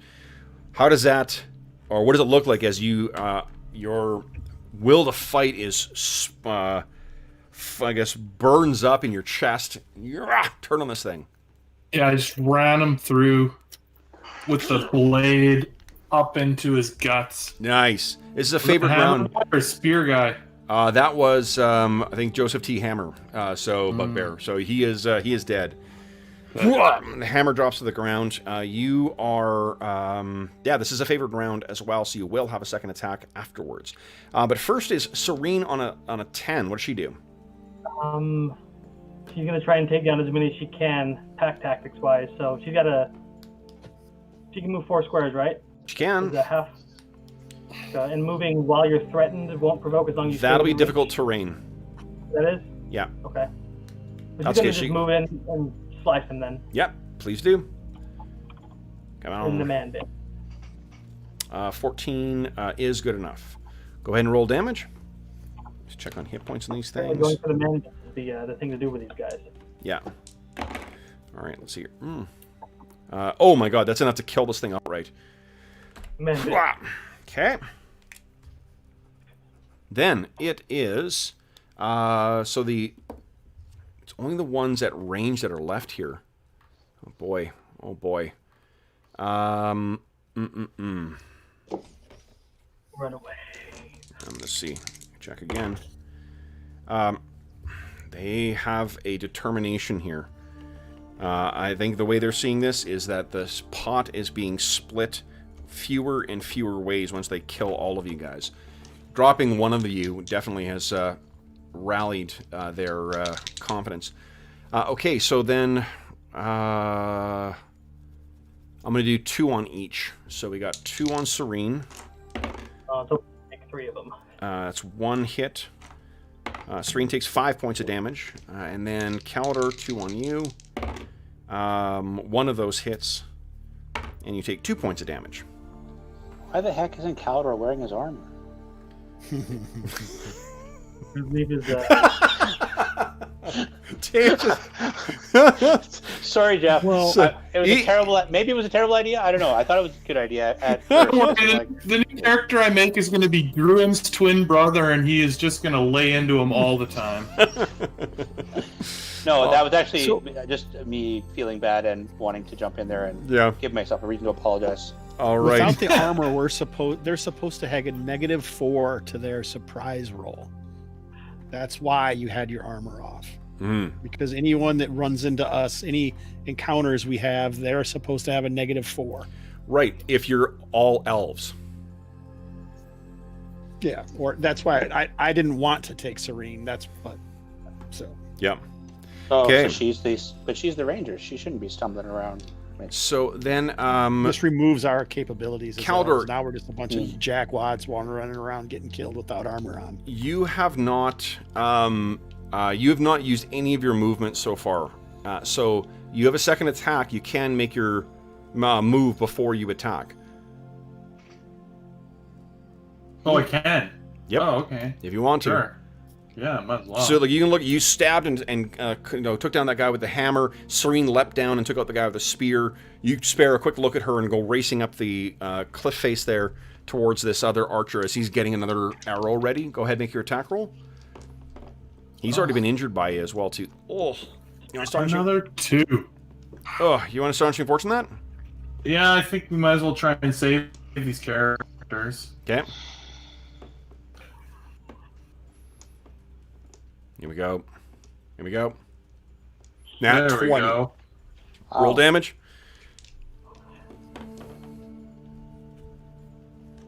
Oh, 5 points, so he's injured. Okay. So he gets an attack off, but it's a wild miss. There's 2 that see you attacking their allies, so they're going to fire their second volleys on you, Caldor, but they're taking a -3 to hit because of the firing into melee. And a chance to hit their buddy. They do have a chance to hit their buddy. They do not hit their buddy, but they both miss you. And they got 1 more shooting on Serene. That's a hit on Serene. Serene takes 2 points of damage. Okay, that is the end of round 4. We're on to round 5, guys.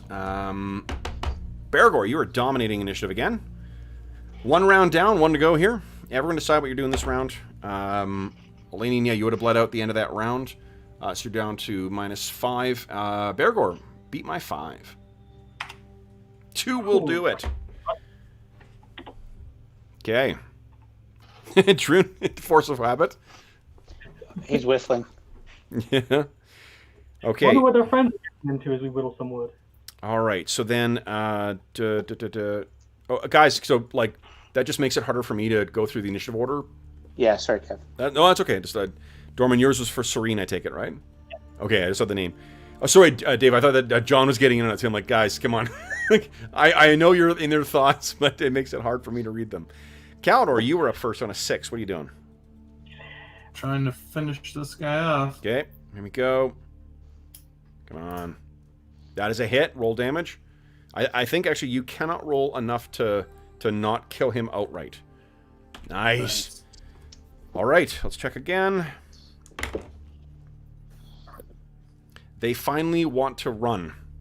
So, I'm only going to let them move half their combat move, but they are running off now. Okay, so, Dorman, Serene gets an opportunity to act first. She is basically dropping her longsword, point down to the ground, and then reaching back and taking an arrow and shooting. No. No, she's gonna bind Elanion's wounds. Did she keep her, In her offhand? Yeah. Oh, yeah, in her offhand, yep. So, yeah, Okay. she just drops it and then quivers an arrow and tries to shoot one more. Okay. The one to the south. Okay.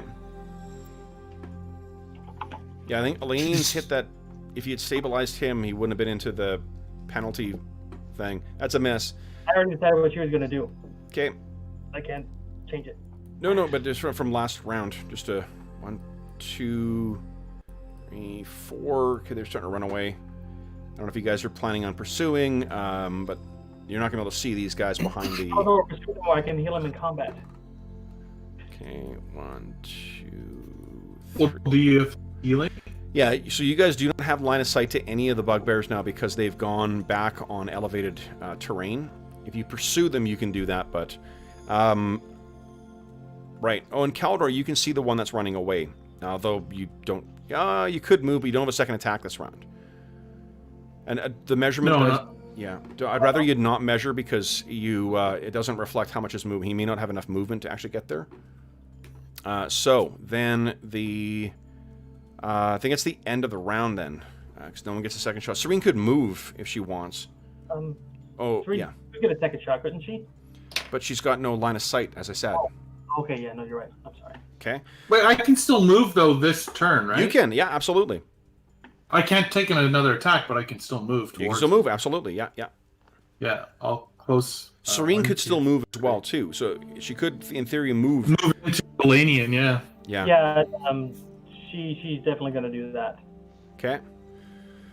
All right. So then that's the end of round 5, guys. We're on round 6. We gave her a potion, right? What's Right? that? We gave her a potion. Well, Elanion has potions. Well, She has a potion on her. You don't want to waste a round finding a potion on him.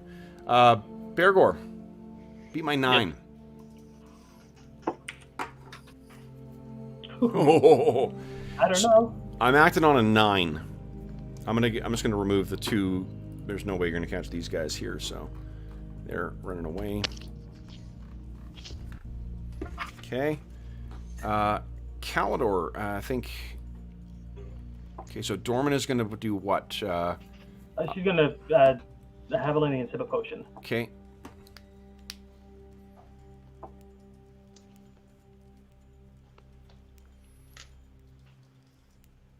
Did we just? Yeah, I think she okay. needs to Let's use retrieve the magic. potion and then administer the potion. So that's 2. No, that's not how we've been running it. Okay, so she can apply the potion. So, Elanion, you're at a -5. Calidor, what are you doing? Well, I was just gonna change out to my bow, and like put sheathe my sword and pull my bow out, and because I can't, or can I reach him? Yeah, you can, from where you are, you can reach him before he's going to try and run away, but you can reach him before he gets, you scrambled up there faster than he did. Okay, well, okay, sure. Then I'll just take a step then. And Sure. Go right ahead. I don't like what they did here. Mm-hmm. They ruined all of our hard work trying to get these gnolls. That's a big hit. -5. Holy shit. Oh, there you go. So you race up and Stupid bugbear. cleanly decapitate this sucker. And that's why Jeez. everyone loves the D12. All right. Jeez. Okay, so you race over and fuck, he is dead. The other 2 are running off. So I was keeping track of those really well. Good. All right. So, Elanion, what is your constitution? 16. Sorry, 16? 16, yeah. Pretty good. 2 points of astonishing fortune, so if things go really bad. All right, so did catch you before the next bad tick down, so it's +2, +3.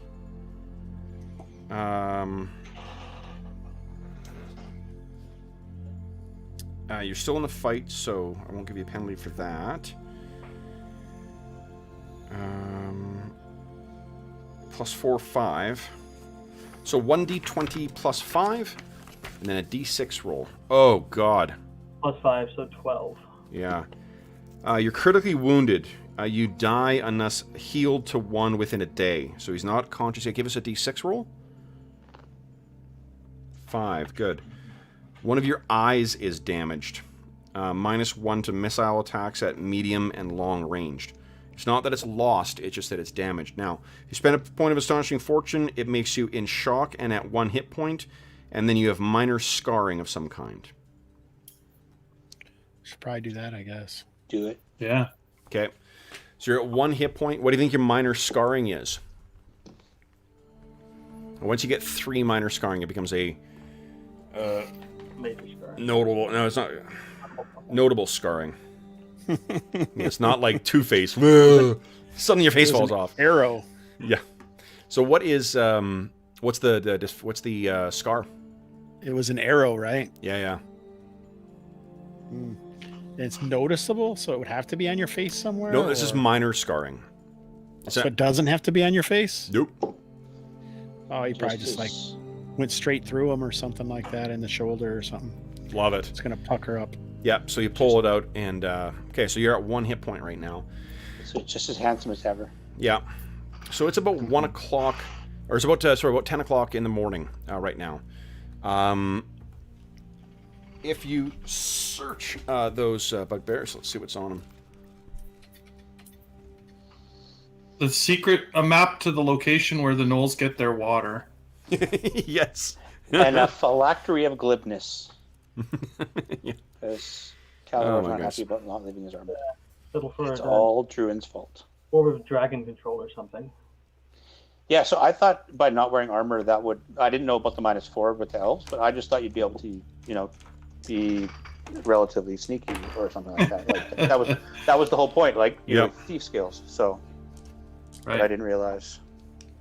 Well, even without armor, Calidor still did very well. Well, he sliced and diced. 5. That's what Calidor does.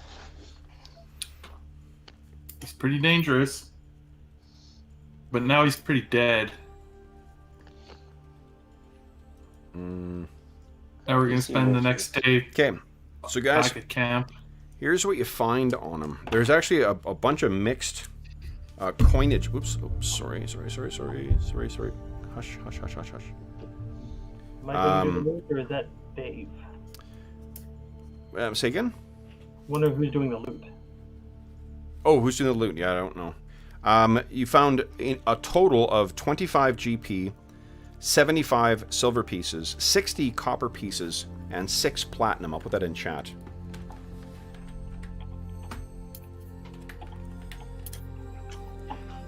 What sesh are we in, Kev? 43?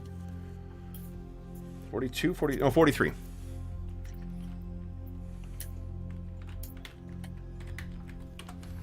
That's the total of what you scavenged off of these bugbears.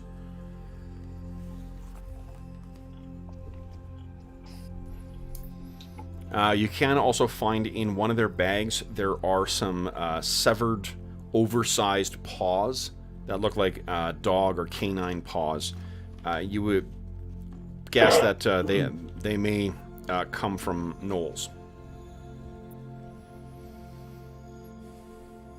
Maybe we should have recruited him. Fight the gnolls.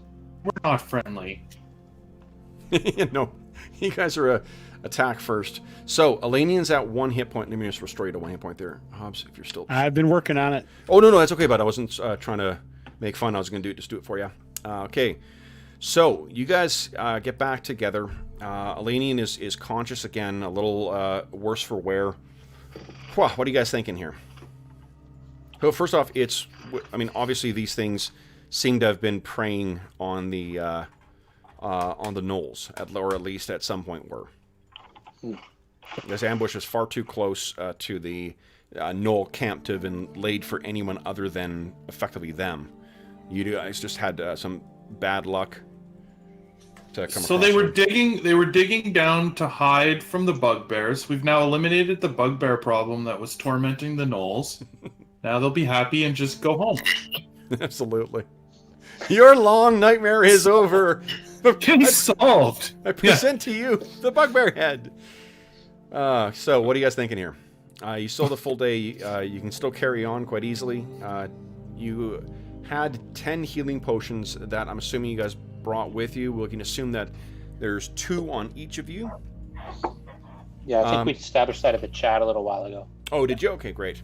So, Elanion, what do you want to do? You want to slam a healing potion back and see if that brings you back up? Calidor's a little banged up as well, too. Might as well drink one. Send Serene back, and then we'll continue on. But you guys don't know where the thing is. I mean, so what? We'll find it. It's only a flipping mile, all right? We're not talking massive areas here. Definitely, yeah. We'll walk into a creek eventually if we keep going the same direction. Mm-hmm. So what is it if you drink the whole thing? 2d4 plus 2? 2d4 plus 2, yeah.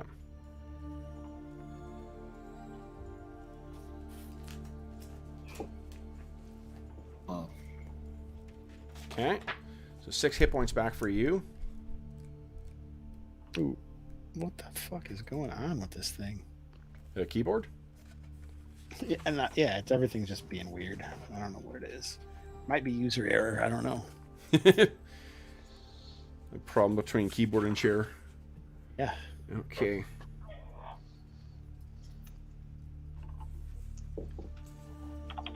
And other times it just works fine. So I don't know. Yeah. I'm gonna change the batteries in it, I think, and see if that's it. Okay. You know, we'll be taking our break right away anyway. Why don't we take our mid-session break now? So long as you are... Well, here you go. This is why you were out. So long as the party is elves or half-elves and not in metal armor, and 90 feet away from the other parties, then your targets, the opponents, get a -4 to their surprise rolls. So that's the benefit of having with just elves. That doesn't mean you're hidden any better. It just means if you come across them, they're more likely to be unaware of you. So you may have a chance to duck for cover. That's the case where Calidor, you could, duck back and hide. Use your hide skill. But you can't have armor on. Can't have armor on, no. Metal armor, anyway. Yeah. So, why don't we take our mid-session break here, guys? And then we will come back and check back with the guys while give you guys a chance to decide what you want to do. And we'll check back with the guys in the camp. Okay. So for those, and we'll check them with chat as well too. Looks like we got some folks going away in chat. So we will be back in a couple minutes here, folks.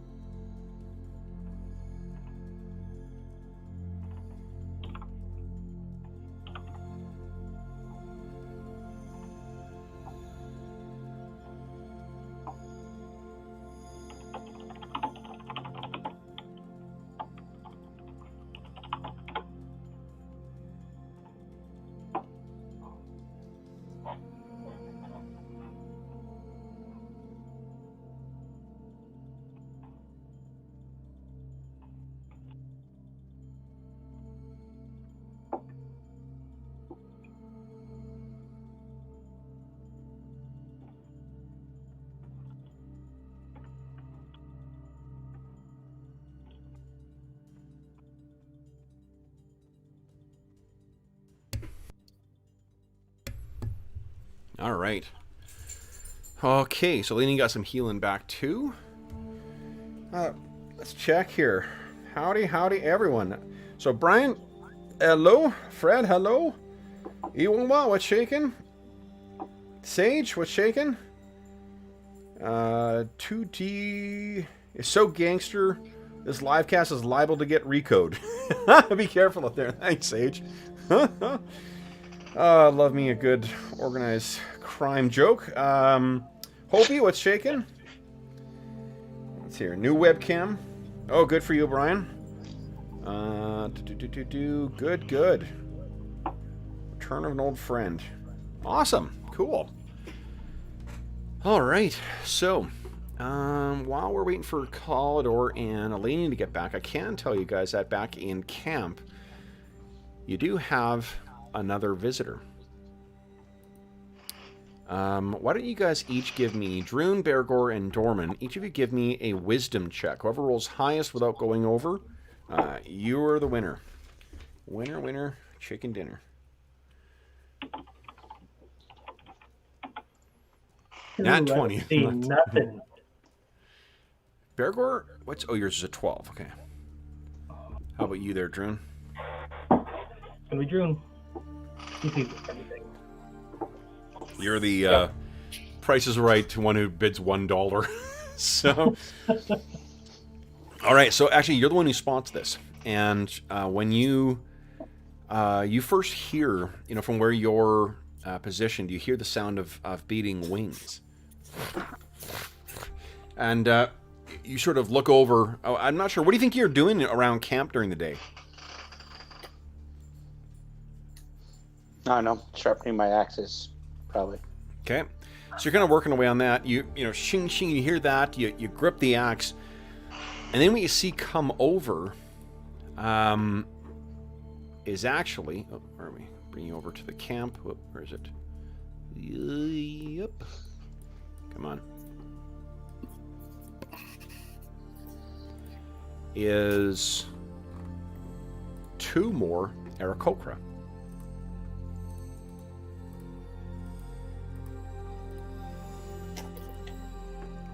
And what you find, by way of 3-Wind, seems to know these two, and would you each, let's see here, Dorman and Bergour, each give me a D8 roll.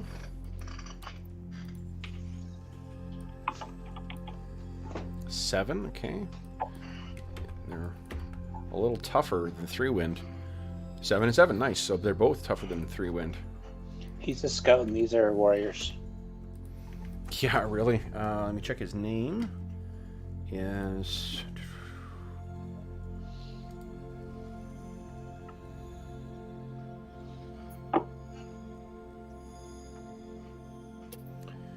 One is called Fog Collar. Rename that.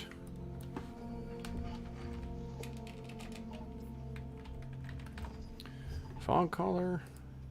And the other one is called... Pine Stalker. Like that.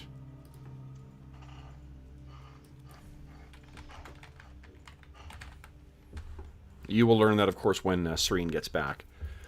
So, yeah, it appears that you're the random encounter actually resulted in you guys getting more help. Dorman scratches his chin. I don't have enough spells for that. Yeah, 3-Wind kind of... 3-Wind was gone. I think these guys land with you... well, this will be later in the day anyway. So we'll have this be something that's waiting for you guys when you get back. Let's move back over to the expedition. So while Hobbs is gone, why don't you... Druin offers him some rations. Sure. Yeah. Some water. I don't know. They'll definitely be up for that. So if you guys are going to send Serene back, then we just need to make a getting lost check for you guys. Sure. Okay, because she's very familiar with the terrain here. Elanion, give me Hobbs. Are you having your is your keyboard cooperating with you? We'll see. What's up? What do you need? Give me a what is it? No direction or sense direction roll, please. Directionless check. Nice. Okay. So Serene's gonna head back then and leave you guys to carry on. I'm just checking to see about getting lost here. Well, we're part of the way, so she could maybe point us in the direction. Yeah, I'm gonna give you a little bit of a modifier for having a navigator with you. So it's thick forest, and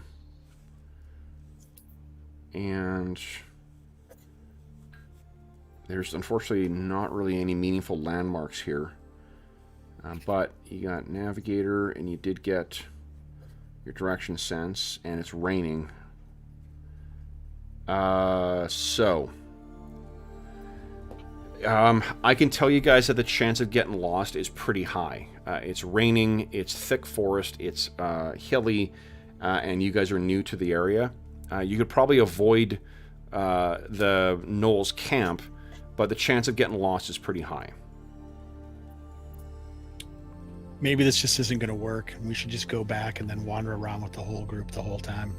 You could bring her, like, if you have her, then it improves it a little bit, but it's still, you know, the chances of getting lost here, given the circumstances, are pretty good. Well, and let's not get lost, injured, and alone.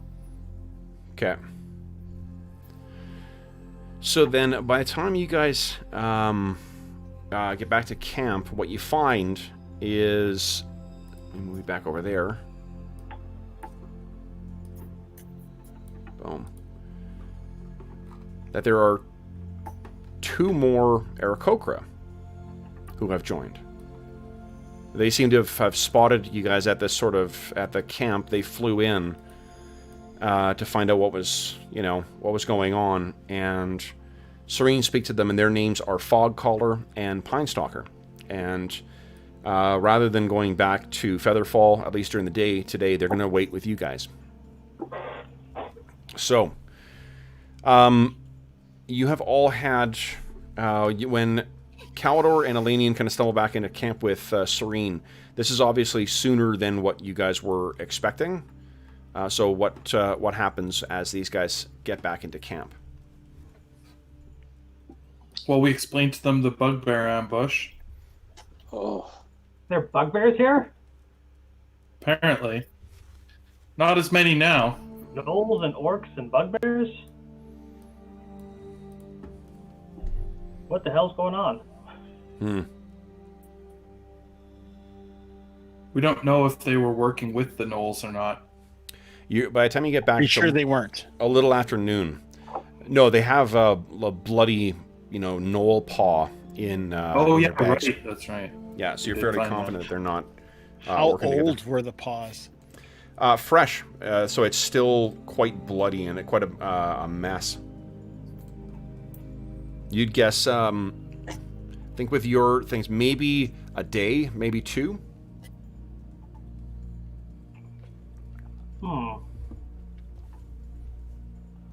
Might be able to track the bugbears. In this weather? Whatever. When Dorman doesn't doubt your tracking ability, he's just like,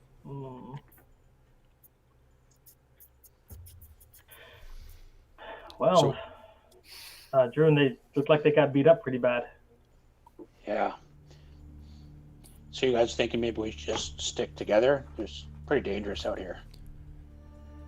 Yeah, I think it's much. Go ahead. I was saying it's much more dangerous than we expected. Yeah. Well, I wouldn't expect another group to be attacking the gnolls. No, I think it's So. likely bad luck on your part that you happened across this group that it was ambushing gnolls. I don't believe in luck. Then they're out to get you. I don't know. Elanion doesn't. I mean, so it doesn't make sense really, unless the bugbear. There must be a reason that they're here. Why would bugbears be trying to kill gnolls up here. That's just this close to their camp doesn't. True. It just doesn't. There must be something going on. It doesn't make sense, which is why I said maybe we should try to find these bugbears and see what they have against the gnolls. I don't know. Well, we can add it to our list. help us. Yeah, turn them against each other.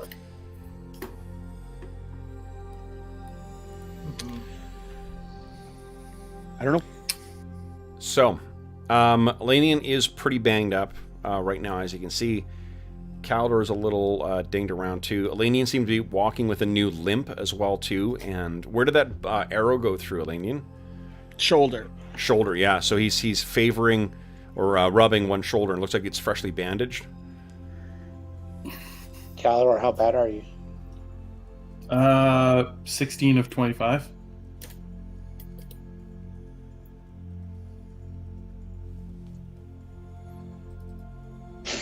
Oosh. That cure moderate's going. It's literally, I think maybe rolled more than 5 points twice. And someone in chat or on the Discord server was shit talking Cure Moderate quite a bit. They may have had something. Probably. Yeah. Okay. Well, I definitely shit talk roll 20. That's for sure. Elanion? Calidor, you got 3 points of healing. Yeah, I did. Did you already? Okay. And Lanion's got 7 points of healing. I'll give another one to Calidor. Oh, what was sorry, Serene? How much damage did she take? 10 in total. 10 in total. Okay, so she's a little banged up as well too. Oh shit! Nope. Calidor, you're getting all my crappy cures today. Okay, thanks, John. One more? That's hilarious. Oh my goodness. Okay, so what's the plan here then, guys? Rain is still carrying on for a couple more hours at least. Does anyone have weather sense as a? I don't know if that's a proficiency, but it seems to. In your games, it should be. Really should be. Just give you a sense of when the. You should just wrap those in because there's just not that many skills in second edition. There's a Let's lot. see here. Does Serene have weather sense? Because that would be convenient. I'm seeing if it is. I honestly, I'm checking. I don't remember if they're. Calidor, one more coming at you. Last one. Yeah. Did anyone take weather sense?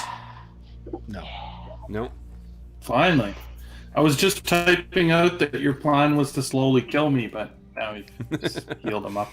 Okay, then Slowly would let's see here. Dorman, give me a percentile roll, please, or not percentile, D20 roll. Sorry.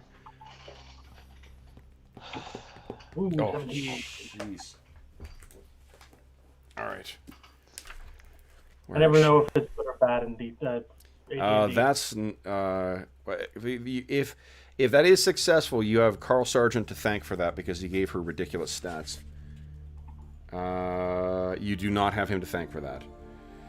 So you're right. She does have weather sense as a proficiency, but she's not sure. And what she was able to tell you is like this could clear up in 3 hours. This could clear up in 8. It's tough to tell whether this is going to continue on all day or whether it's going to blow over and just be overcast. Who wants to take some bets? I vote 6 hours. Remorseless gambler. Jeez. So what are you guys thinking? I've used up all my spells already, so. Serene makes another suggestion, or makes a suggestion as well too. You guys, so Calidor, you had an opportunity to look at the gnoll encampment, right? Yes. You have a what do you call it? You think there's a area near there where we could hide on the edge, where we could hide on the foliage at the edge of the trees and not be seen by the gnolls? Probably. So if what you want to know, Elanion, is where they're getting their water, what if you just set us up near the edge there, stay hidden from the gnolls, and then once they go for water, have 3-Wind come down and tell us and just follow the gnolls there. That sounds pretty good. Sure. Yeah. That way you're not worrying, you're just following a track rather than worrying about wandering through to try and find the place.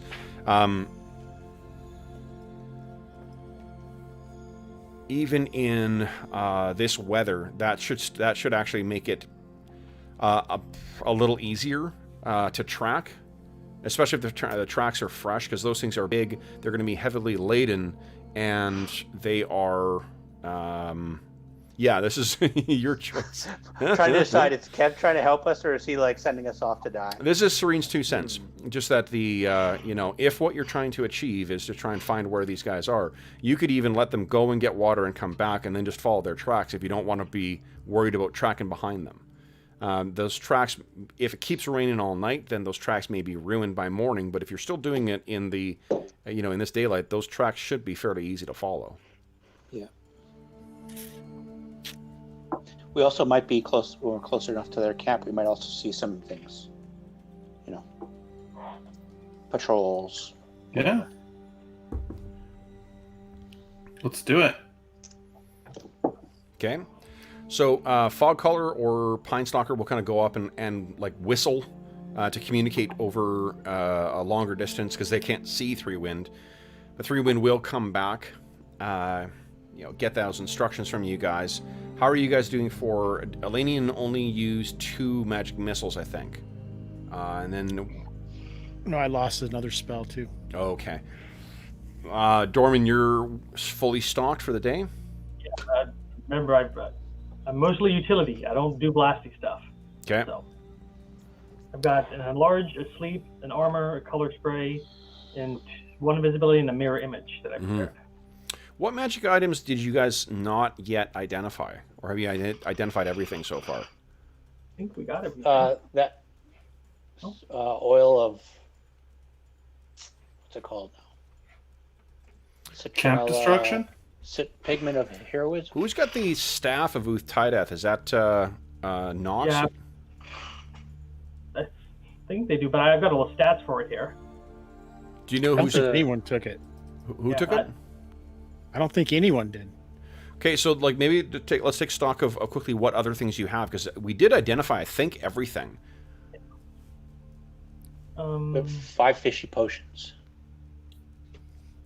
Earth wand. We didn't identify. I've got my I think you did. I never did. Did George do that? Yeah, I think as George had enough time to get everything identified, and he was identifying like 3 things per day because of his level. I don't know what the Earth wand does. I just know that I have one. It has. What does it say in the loot? Oh, in the party loot. Yeah. I don't think we put the notes in the party loot. Oh, so George may have recorded that then. Hold on. might be on his character sheet. Oh, good call. Bless you. Thank you. You are welcome. Yes, bless you. Yeah, I just recorded the Utida staff because it sounded cool. And if I ever picked it up, I was like, maybe.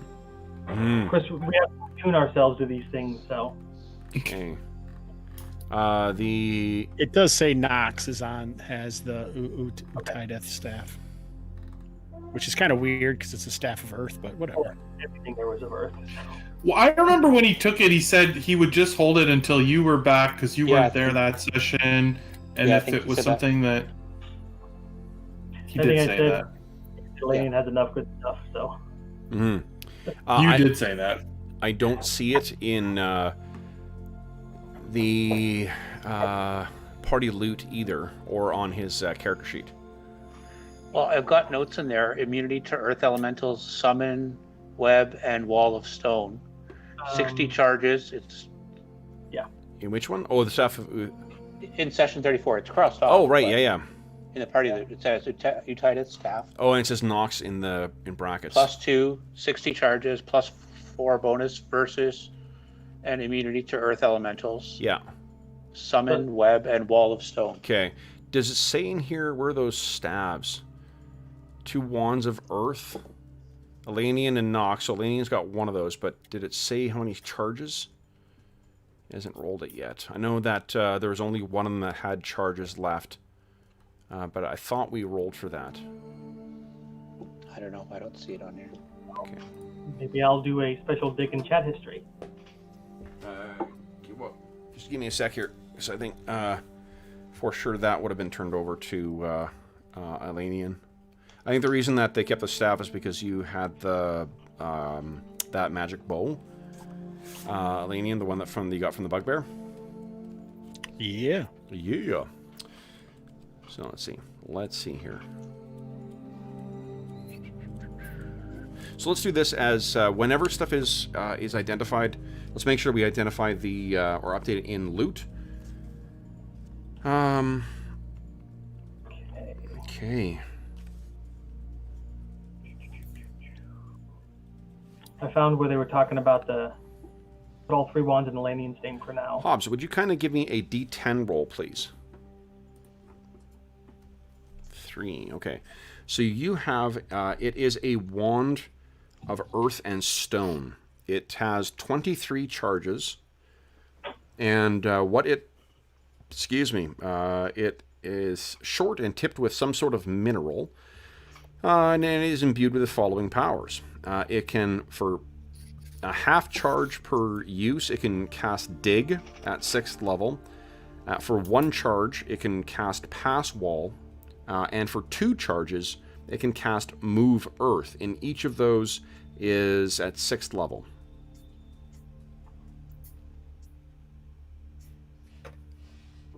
Okay. Do you have that on your person? I do have one on my person for sure. I don't know Yeah. if it's the empty one or not. No, you're the one. Assuming you got the one with the charges in it. Okay. Yeah, I'm assuming that if you kept the staff, then you got this. Well, you have the ring, I guess, as well too.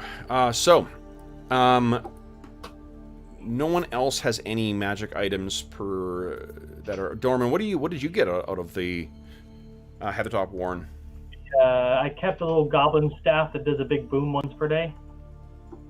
They call it the Goblin Face Smasher. Right. Okay, so then what's the plan, guys? It's uncertain as to how long this rain's going to keep going on. You definitely have an invisible 3-wind you can still work with. What are you thinking?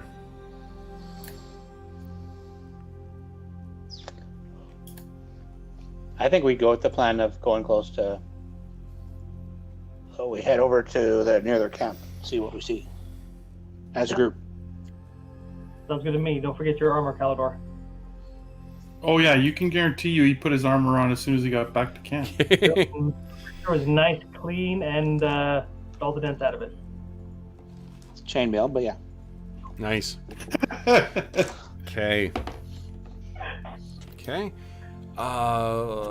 There's no symbols of Clangeddon on it, so I was just kidding. All right, so let's move you guys over to the. I'd hope with the healing. Now, do you want Serene to come with you, or are you leaving her here? She can come with. Everyone goes. Everyone goes. What about 3-wind or Fog Calder Pine Stalker? I thought they had a plan of like using some kind of assembly line to keep watch or something. No? Nope. I'm confused. Where'd you hear that?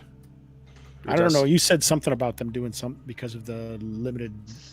They were whistling to get what's his face's 3-wind's attention and bring him back. Yeah. Oh, okay. Yeah. We should Because he was invisible. take a minute and put our supplies up in the tree so bears don't get them. Okay. Sure. And move fast if we need to. I just can't imagine any bears would be this close to the camp. Bugbears, owlbears,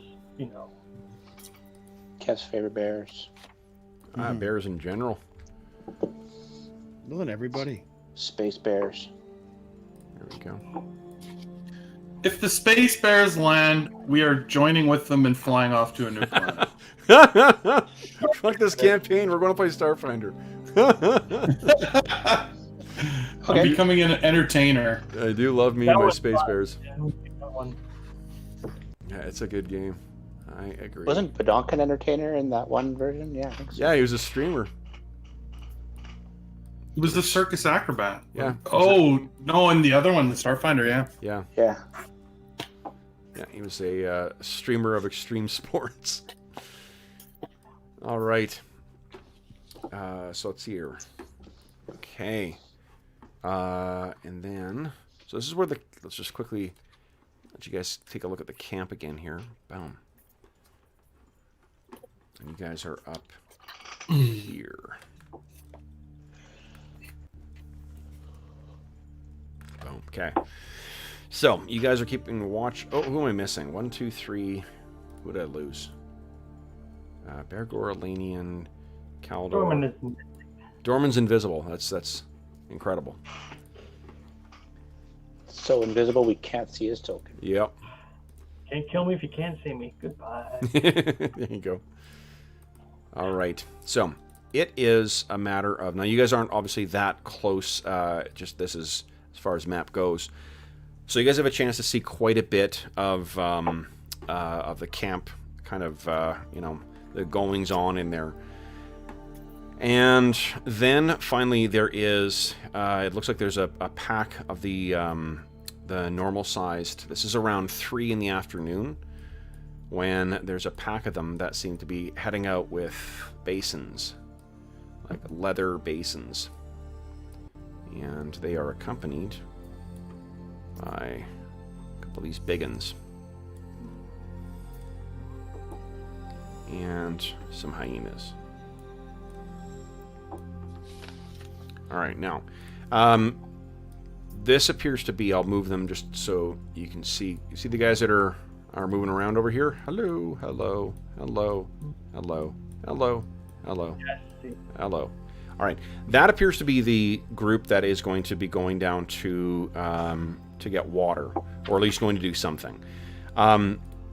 Is your plan to just watch where they go and then follow their tracks after they get back to camp, or is it to follow them, ambush them, and then, figure out where the water is? I think we should ambush them at the water. Sure. And then plant some bugbear corpses or make it look like the bugbears killed them. Do you remember where they left them? That's well, my question was going to be. That's Anna's question as well too. Anna says that's a terrible idea. Just kill them. Yeah.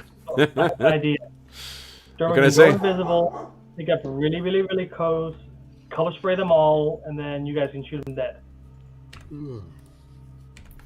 I like the way that dog thinks.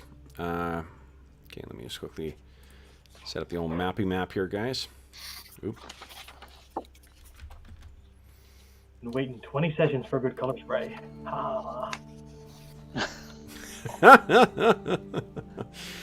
All right.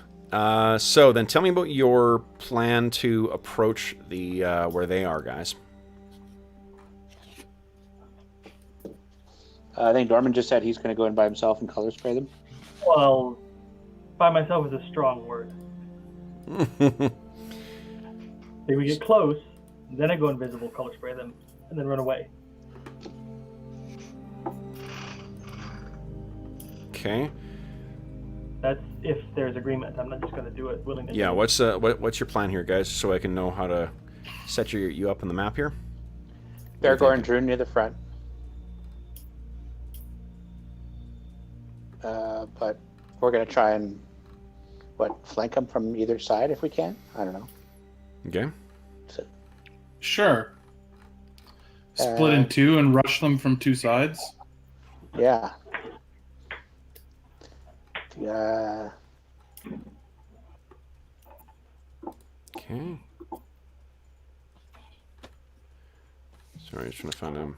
Bergour, do you like that plan? Here. I do. Do you want me to try and affect some of them with a pit on the farthest away from us to slow them down? Sure. That sounds good. Yeah. After Dorman books it. Or you could pit them. I color spray them in the pit, and then you just go kill them.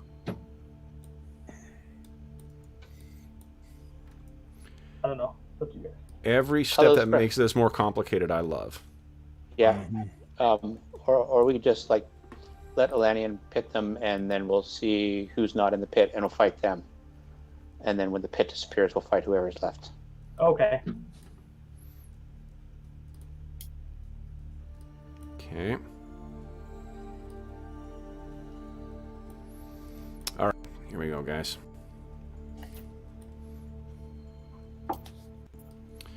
Now.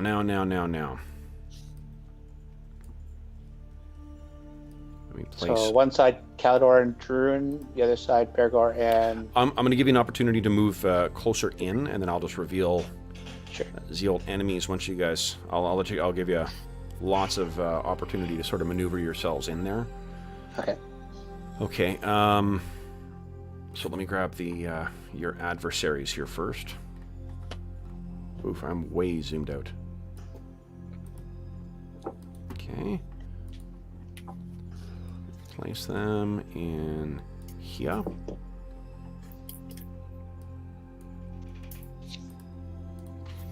So glad it's the weekend coming up.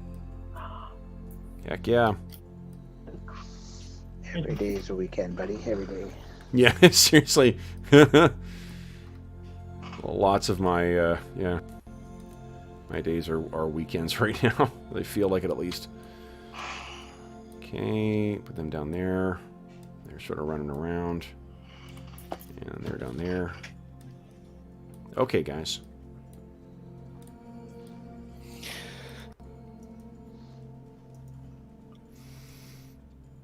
GM layer. Grab our heroes here. And we'll be ready to roll here. All right.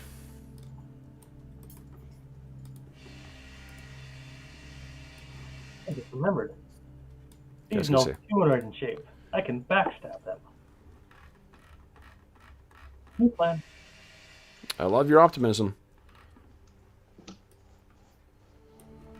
It's great. Well, it's either this or get depressed and have my character retire. So let's be optimistic and brave and overconfident and go Okay, on the bank. guys. Let me position you. Oh, where the fuck did I put you? I'm lost. Come on. That's a big map. Yeah, it's a big map. Come on, you. You got me buying stuff from the marketplace now. Yeah, it's Gabriel Pickard's maps are pretty fucking awesome. Thanks, Gabriel Pickard. Thank you, Gabriel Pickard. I say Picard. Well, Like Captain. yeah, one of us. Maybe. Good for you. Maybe he is. Maybe he is a Okay. captain. Oh, gosh. Okay, so there we are down there, guys. Here we are. Boom. Now, you guys can set yourselves up in whatever order you kind of want to be traveling in. You're traveling to the north end of the map. You do not. That's where the trail goes. Along the ridge line, basically north. And I'll tell you when it changes.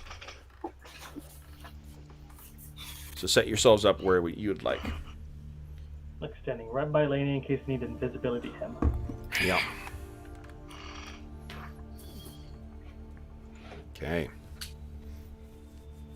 So do you want Serene to go with Elanion and Dorman, or do you want Calidor to go with them? I think we And should have. Serene to go with you guys. Like that? Serene has a move silently ability as well, too, because she's a ranger. And she's not wearing heavy armor. I'm thinking Serene and Calidor can be like the stealthy movements, and Bergour and Druin are our main tanks, so maybe have a stealthy person come up with one of the tanks each. Calidor's wearing chainmail. Oh yeah, clink, clink, clink, clink. Okay. Well, go with Druin. He can't sneak anyway. The rain is still coming down right now, too. Calidor and the dwarves. I don't think we can move Serene. Oh, yeah, hold on.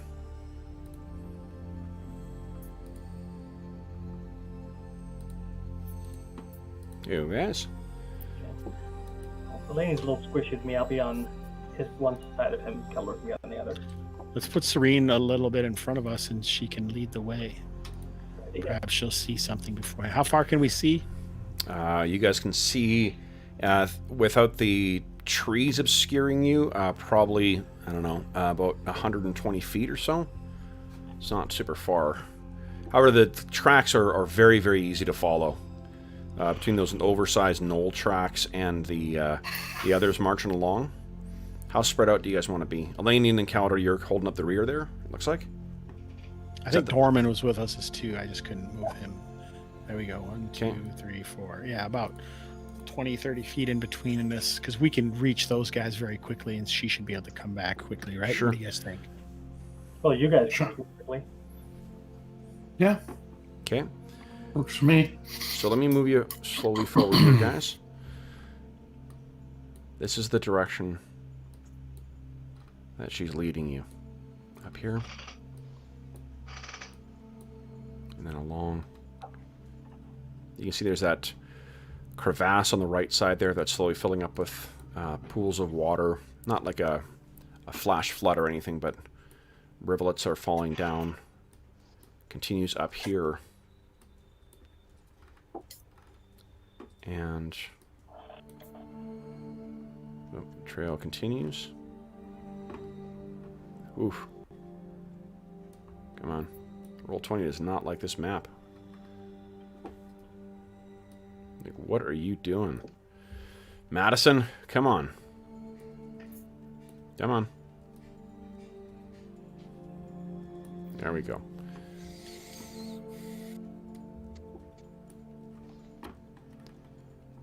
She's like, ah, there we go.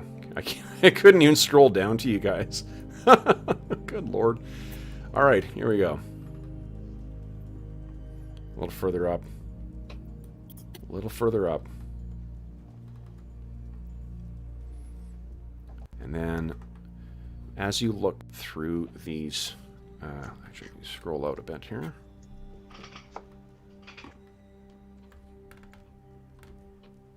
Nope, that was way too far.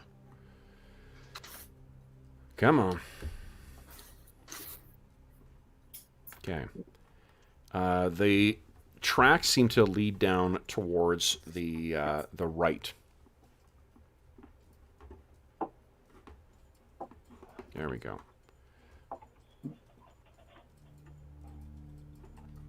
So let me move you guys. That way? Yes. So, and then what you can see... Yep. As you get up to this copse right here, you have an opportunity to sort of spy. And what you can see moving down there, guys, and hear barking are this. So there's one hyena that seems to be off on its own, kind of sniffing around. Serene is the one who says to you guys to kind of hold on, hold on.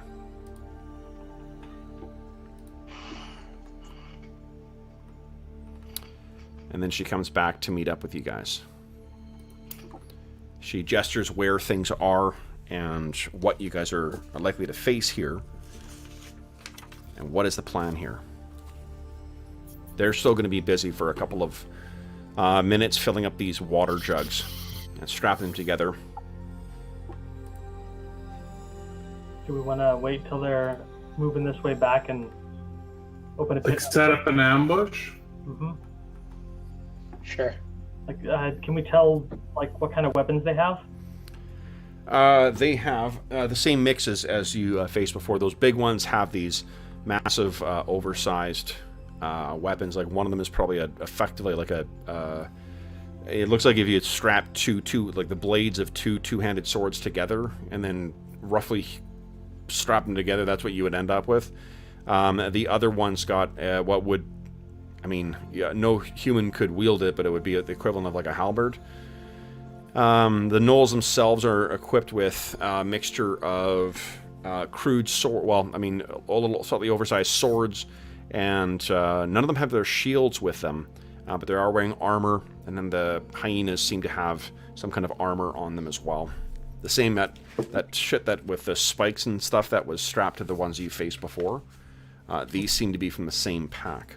Dorman looks up at the tree next to him. It's looking pretty inviting up there. Hmm. You do have a couple. You do have a minute or so. What do you guys want to do? I think Dorman's going to try and climb a tree quietly. Okay. Get his bow ready. Druin's going to get ready for some Silverbeard action. Okay. Put himself behind a tree over here. So the path will kind of go through these trees and then to the south. Like through... So you're going to hide behind a tree there? They're coming this way? I can give you... where the tracks go, let me just draw a freehand. I can get rid of it in a sec here.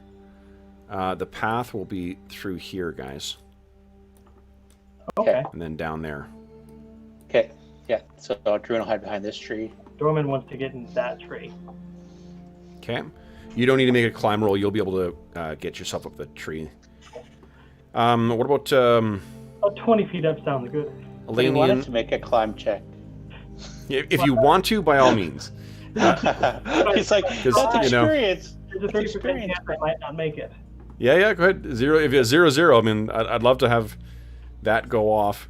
Yeah, sure. Why It's, not? it's like when Brent, Gonna do it. into Jenna says, Brent, I convinced Brent to turn off the suit, the thing on his what's his name, interface's suit that goes off when it's struck, and then he fell onto his suit while the guys were trying to sneak around through this camp. I didn't get a 0-0, so there we go. There you go. Okay. Can Elanion climb up a tree as well? Yeah, absolutely. Give me a percentile roll. We are rolling, so no. You got a much less chance. Still really, really good chance though. I gotta- Tree's got lots of handholds and stuff in it, so if you want to be in a tree, yeah. I wouldn't really be able to cast Pit or anything like that if I'm in the tree, though. Do you guys want me to Why be not? able to do Do you have to that? be in touch with the ground? I don't know. Kind of feel like I should be. I don't know, unless it expressly says it in the spell. I'm fine with you casting from a tree. Trees are into the ground. You got a connection through the tree. Your call. Okay. Use the Force, Here we go. Luke. Let's see if Sure. Okay, give us a percentile roll. No problem. Easy peasy. It's almost like you're a wild elf. Okay. Cracking out the old wizard spell compendium. And we're gonna have some pit action coming out here soon. What about Calidor? What are you doing? He's hiding behind a tree, or are you up in a tree? No, he'll be hiding down low. I guess I can make a stealth roll to be hidden somewhere in that bush area. Let me make that for you. What's your chance? 70? 60 right now, right? 60? Oh no, because you got your chainmail on now. Got a leaf symbol for tree. That affects your ability to hide. Does, yeah. 70% is my Seven. hide in shadows. Okay. Okay, and then Druin's just trying to hide. And remember, if you fail your hide in shadows, it doesn't mean you're spotted. It just means it gives them a chance to actually see you. Oh, right, you're invisible Yeah. if you make the roll. Yeah. I can't stand that. The way stealth works in other games. Well, I tried to hide, but suddenly I put a sparkler on myself. I don't know what I was thinking. Bergour, you're just behind a tree there? Yep. What about And Serene, then guys? Where do we want to put Serene? Yeah. 'Cause I'm going to start moving the She can. Knoll caravan back here. It's gonna zoom closer. She can sit in with. with Dorman. Berg. I would like to have a melee person next to me. That'd be very cool. She'll want to get into melee after shooting once or twice, right? She's a ranger. Does she dual wield? She doesn't. She can dual wield, actually. She's got a longsword and a dagger. Yeah. So Druin's gonna cast Silverbeard before he figures they're coming out. Okay. Ooh. It's got a verbal component, right? Yeah. But it lasts a fairly long time, right? Yeah. Oh, yeah. So it's like 10 minutes or. It's more So that, he- like, remember, with the way I picture these old school spells is that, like, it's like the Warcraft film. It's noisy. It's like when spells go off, you know they go off. Right. So he doesn't have to wait till the last possible second. He can, when we're trying to hide, he can just do it while, like, they're still gathering water, or we think they're coming out soon. Right. But what I'm saying is that, like, if you're speaking like from where you guys are, Right here. imagine yourself standing, 100 feet away from the shore, and you're saying things in like the way a preacher would at a pedestal. Right. I just Right. think, So I think maybe he'll wait until we're in combat. Well, what I'm saying is that if you choose to do that, it just gives, again, doesn't mean they automatically hear. It gives them a chance. It is raining as well too, and they're standing right next to a river, so it would be quite loud there as well. Your call. Okay. So did you cast it before, or are you holding off? Gonna hold off. Okay. Then the oh shit. This is the sort of the way that they're going back. Oop, let me position this guy here. This is the dog phalanx, as it were. Druin's about to cast, and then he's like, he's going to hold off. He doesn't want this story to be like sitting in a tavern someday. Yeah, and then we were going to finally ambush somebody, and Druin cast a fucking spell, and they heard him. That's what's going through his head. So he's like, oh, I better not. Here we go. All right, guys, so these things are going along. And remember that the gnolls themselves are way taller than even the tallest of you. And these big ones are like, you know, jacked versions of the normal gnolls. They're huge, they're beefy, and they've got that heavy armor on. They count as giants? Let's see here. They count as large-sized creatures, not as giants, though. Okay. So you got these bad boys here. And these suckers. I can't remember the name of the artist on this, and I really wish I did, but he does a lot of work for D&D 5 and for Pathfinder in the last little while, and he is, I think, my favorite fantasy artist working right now. At least on a regular basis. Paul Bonner still holds a special place in my heart, but this guy is fucking amazing. Okay, let's put this over here. Let's get rid of these guys, actually. Okay, so I'm going to keep moving them up square by square. Do you guys have... and you know what we'll do is just, you guys, each of you, let's see here.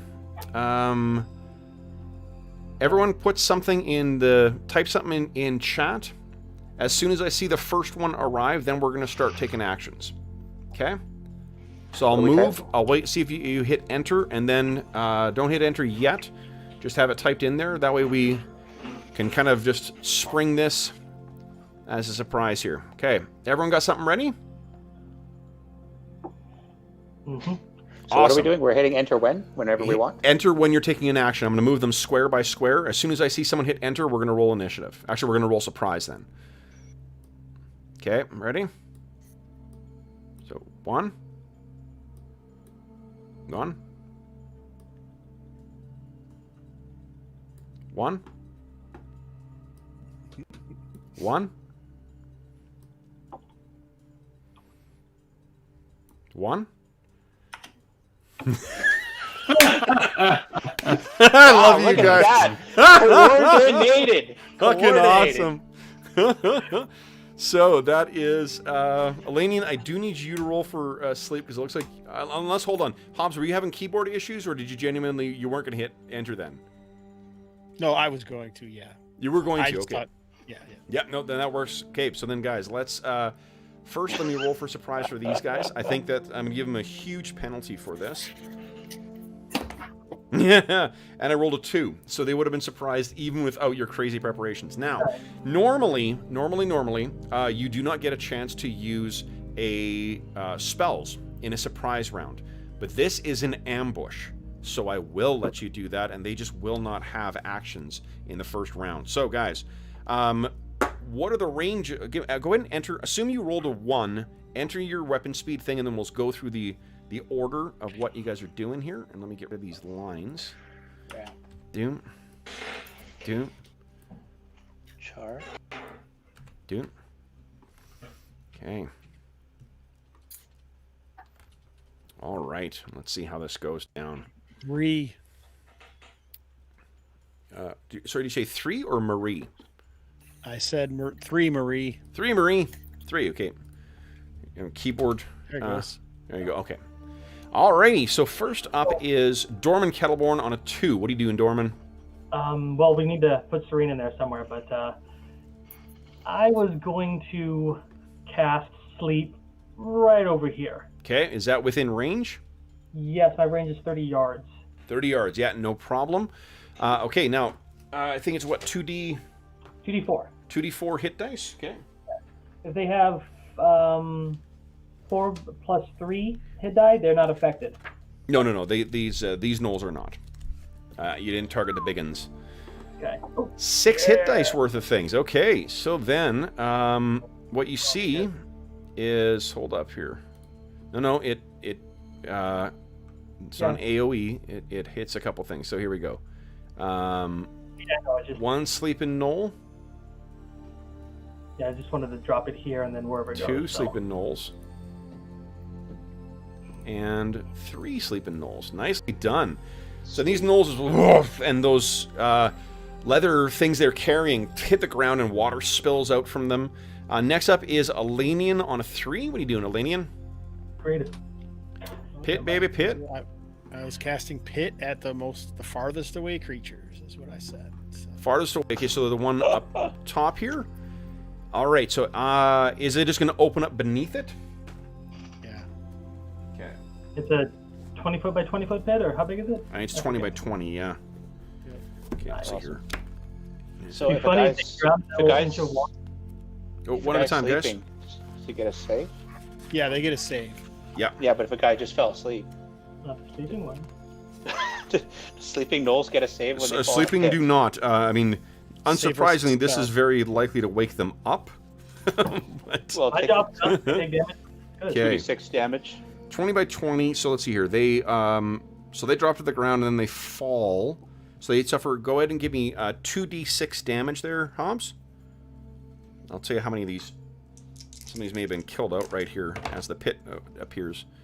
11 and 10. Okay, so one of these hits the ground and it snaps its neck. The other one hits the ground and is jerked awake, but is prone and quite badly injured. This one, let's see if it kills it, is dead as well. It snaps. Oh, it gets a save, doesn't it? Yeah, save versus spell. Save versus spell. Okay, let's see here. It fails horribly, so it kind of it tries to scramble and grab the edge. It falls down, twists around funny, and then hits the ground.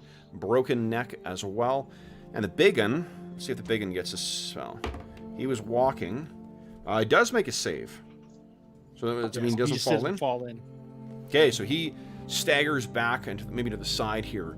As that pit forms underneath him. Amazing. All right, then it is, let's see here, Calidor on a 7. Okay.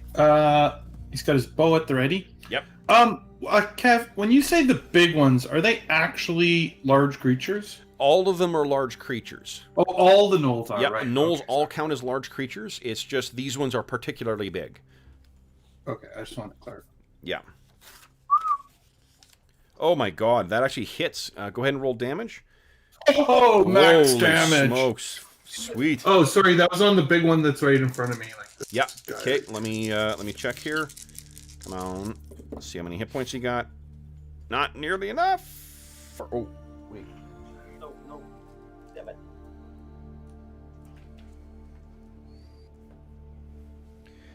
Let's see here. That is oh my god.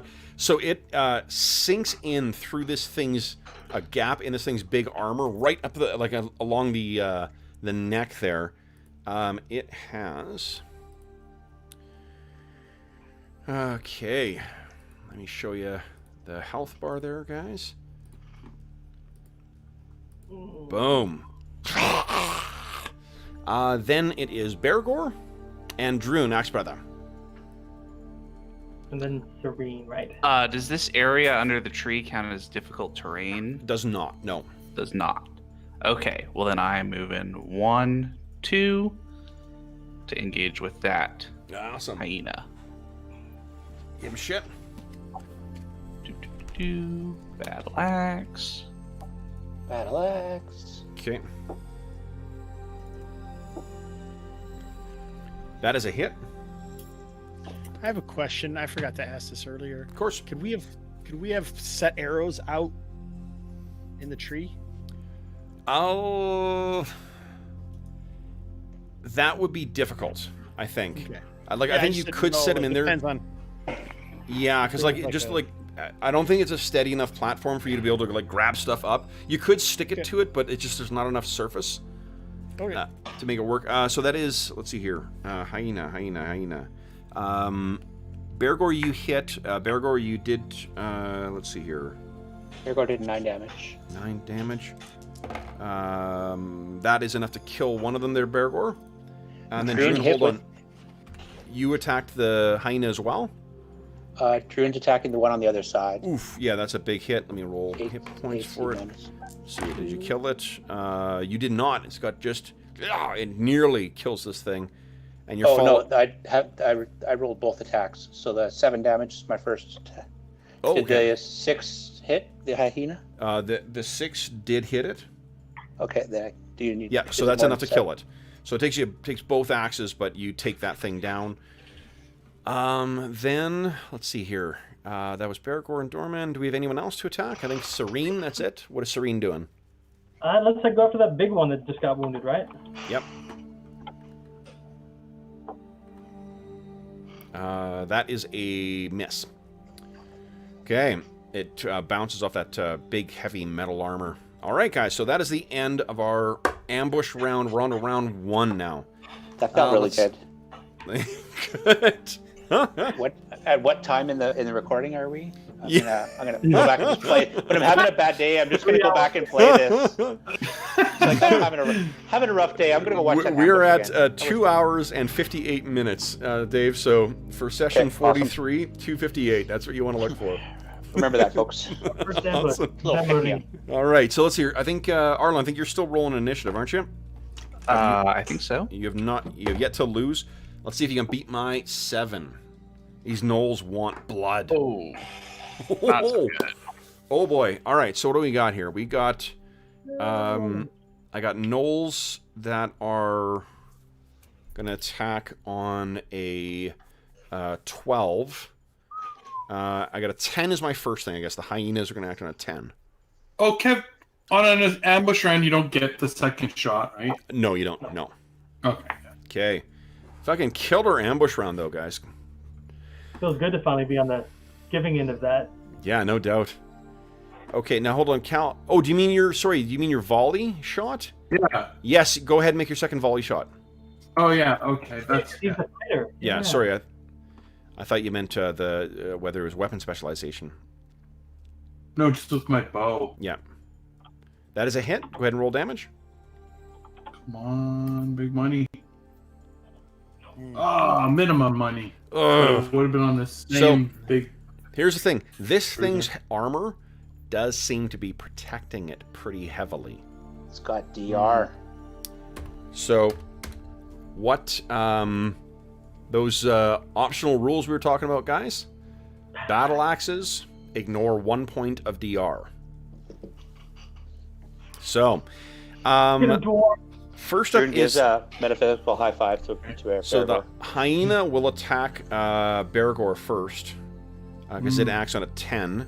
So it goes in on you. Yes, stinking dwarf. And let's see what happens. Sorry.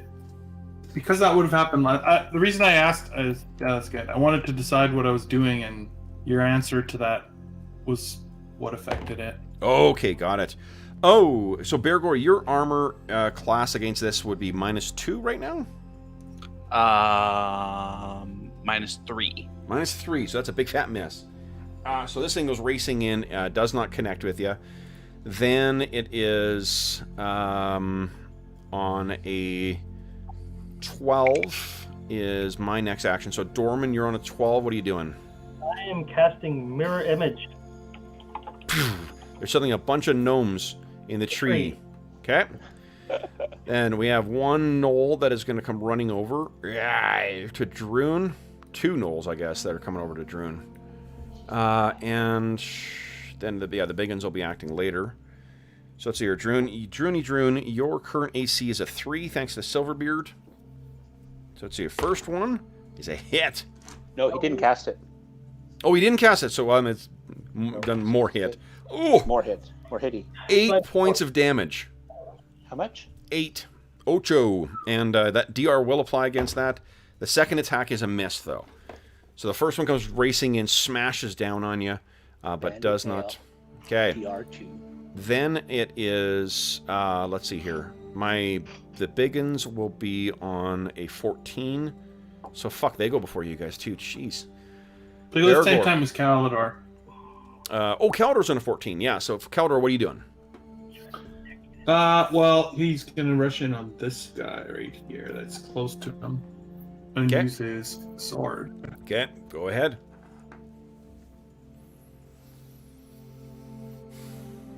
Yeah.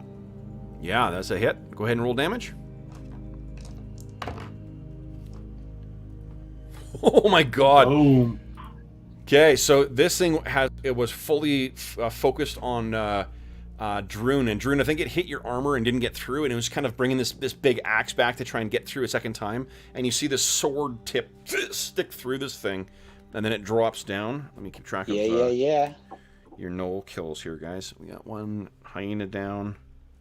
We got 2 hyenas down, and you got 1, 2, 3 gnolls down so far. No, you got 2 gnolls down so far. Okay, then let's see here. Agree with that one, I think. 2 dice Yeah. and a hit. The biggin strides towards you there, Bergour, Oh, and he's no. gonna bring that thing up and down on you. No. There's a reason why Bergour is called the tank. Yeah. It scratches and sparks fly as it goes down on your shield. And then this one is going to charge in on Druin. Boom, boom, boom, boom. Oh no, and Caldor. Caldor's down there. Yeah, coming to get you there, Elfie Elf. And it's dragging along that big halberd of it, and it sweeps it around. Caldor, now your AC is kicking ass. A 0. Wait, the one I attacked, did you say it fell? Oh, it died, in front yes. of me? I was just going to... Oh, okay. Hold on. Get rid of it. Boom. There you go.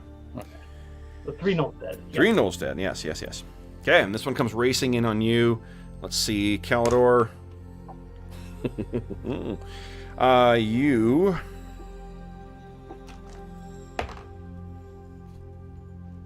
Holy shit.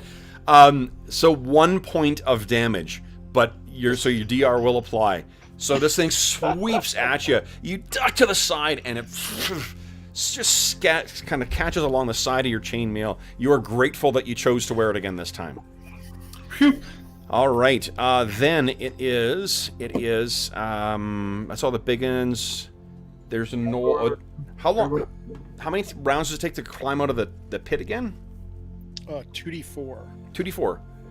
Give me a 2d4 roll, please. Let's see how long it takes this guy to scramble out of here. Let me get over there. Here we go. Nope, that's not it. Here we go. Big money. Oh, 2. 2 rounds. Shit. Okay, so this round it's part way up and scrambling and jumping, yipping the whole time. Then it is Elanion on a 16. What are you doing? Elanion will fire his bow. Nice. Everyone's in combat. Yep. The sleeping That bear? one's asleep. The sleep one is not.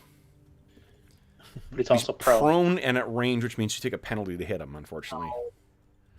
Yeah, I'm just gonna fire with a -3 at one of these big guys. Okay, go right ahead. Here we go. Which one are you firing at? The one with Caldor or the one with Bergour? Try to finish off the one with Bergour, maybe. Okay, yeah, Bergour's got more DR too if you miss. Or if you hit him. Right. Okay, here we go. 6 does not... That arrow shatters on its steel armor.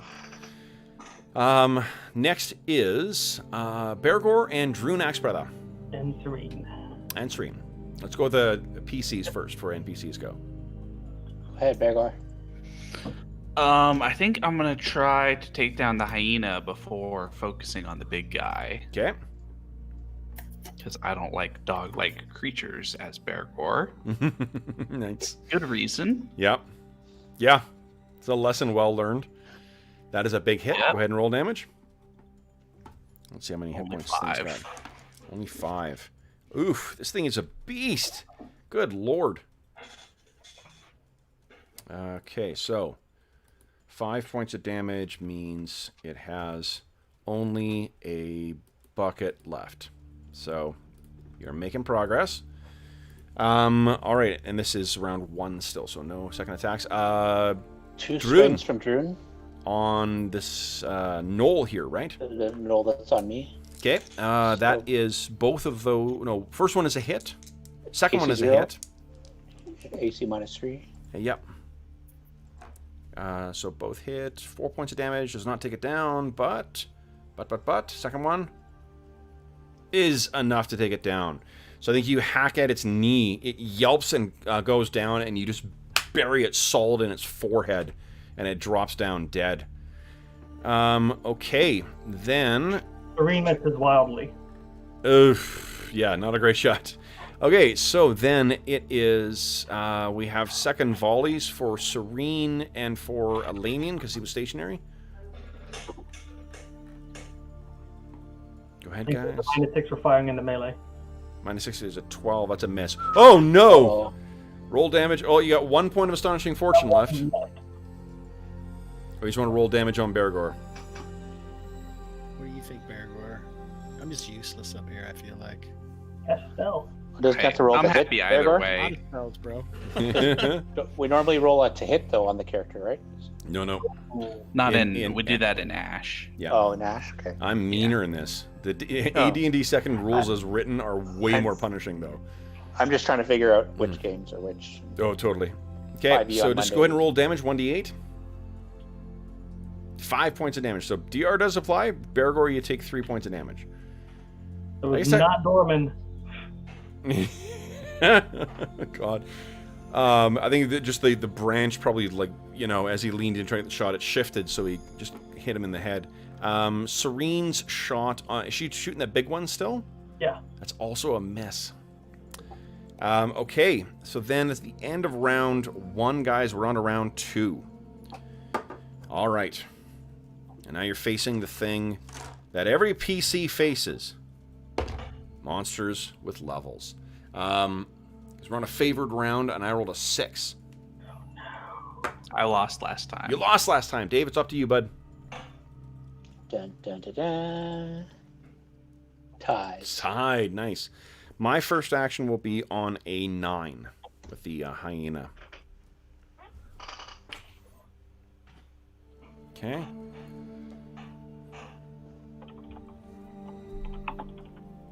Here we go. Okay, so first up. 12? Okay.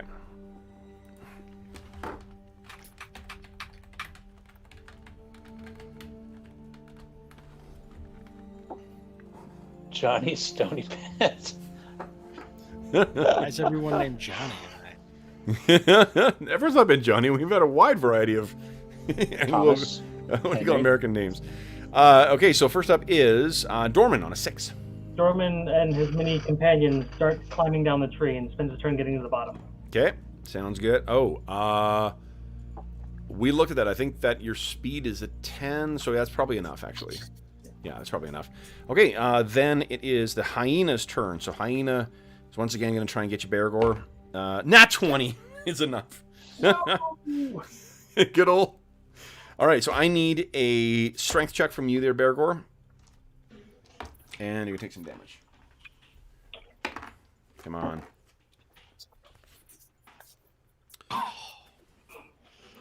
Oh my god. Good. We've got 1 point left.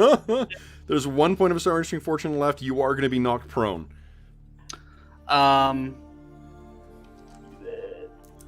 Use it. All right, I'll use it. Okay, Trying again. here we go. Nat 20. Oh, Oh wow. my god. Okay, Man. you take 6 points of damage. DR does apply against that. I'm rage quitting. All right. All right, Need so letters this to roll 20. Oh my god. So put P, purple prone. There you go. All right, so that was him. My next action is, I guess, on a 6 as well, because this thing's going to finish climbing out. Ah! And I'm not going to let him wake up his buddy yet. Then my next action will be on a... where is it here? Oh yeah, like a 16. So, next is Calidor on a 10. What are you doing? Attacking this one right in front of me. The big one? Okay, go ahead. Smashy, smashy. Here we go. Come on. That is a hit. Nice. Go ahead and roll damage. Holy shit. Good stuff. All right. And this thing has... Woo! A lot of hit points.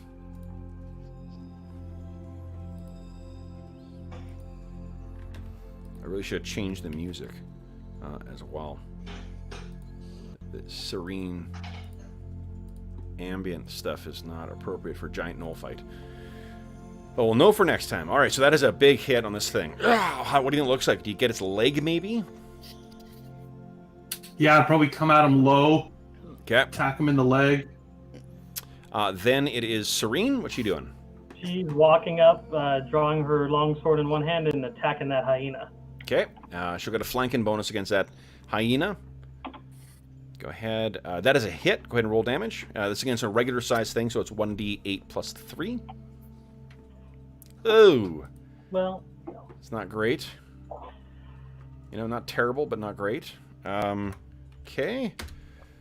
She's a ranger, so she could draw her dagger and attack as well, if she was so inclined. she'd have to drop her bow. But yeah, if you let her do it. No, I mean, she'll have to drop her bow, but Yeah. your call. Nope, doesn't hit anything. Nope. Okay. There's a lesson to be learned here. Never listen to Kev. Then, Hey, I used a 2 for somebody else who's going to get. So, next up is Elanion, a.k.a. Joni Stony Pants. What are you doing? Oh, okay. I was thinking it was Dorm. I'm gonna shoot my bow at this the guy who just crawled out. Okay. Yeah, go right ahead. Yeah, take him out. In the head. He's wounded, crawls himself out of your pit, ready to. All right, I'm gonna fight somebody. Not Oh. one. Don't think about You know what I'm gonna say? You wake up the other one. You graze the one next to him, and it kind of. That's a It's wake. like 2 in a row, 2 ones in a row. Jeez. Okay. That did wake up his buddy though. So, all right. Next up We is. don't get criticals, but we get penalties when we roll a 1. Take it up with the DM. God, I am. In That's what writing. I'm No, doing right in now. writing. We said it was clear. Needs to be in writing, mailed, a self-addressed stamped envelope included inside, so I can respond to it. Little spoiler here. It'll tell you to get fucked. So. Self-addressed envelope.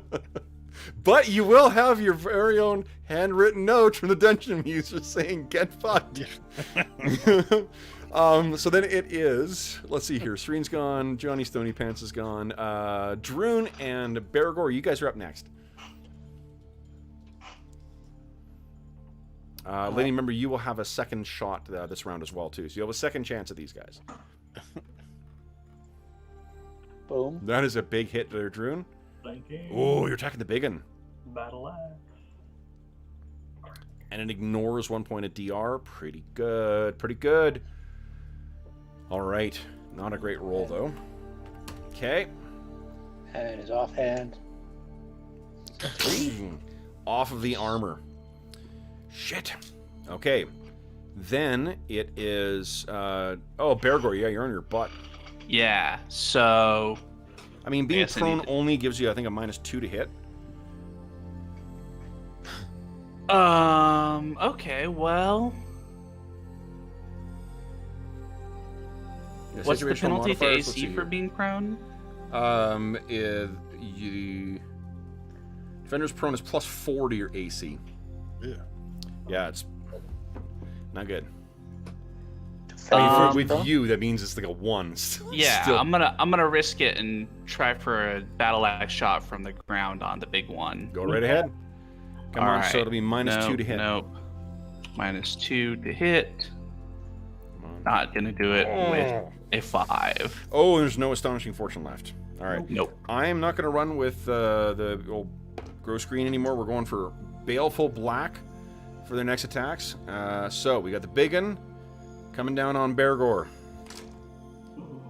Here it comes. That massive two-handed sword. Your AC is currently a 1.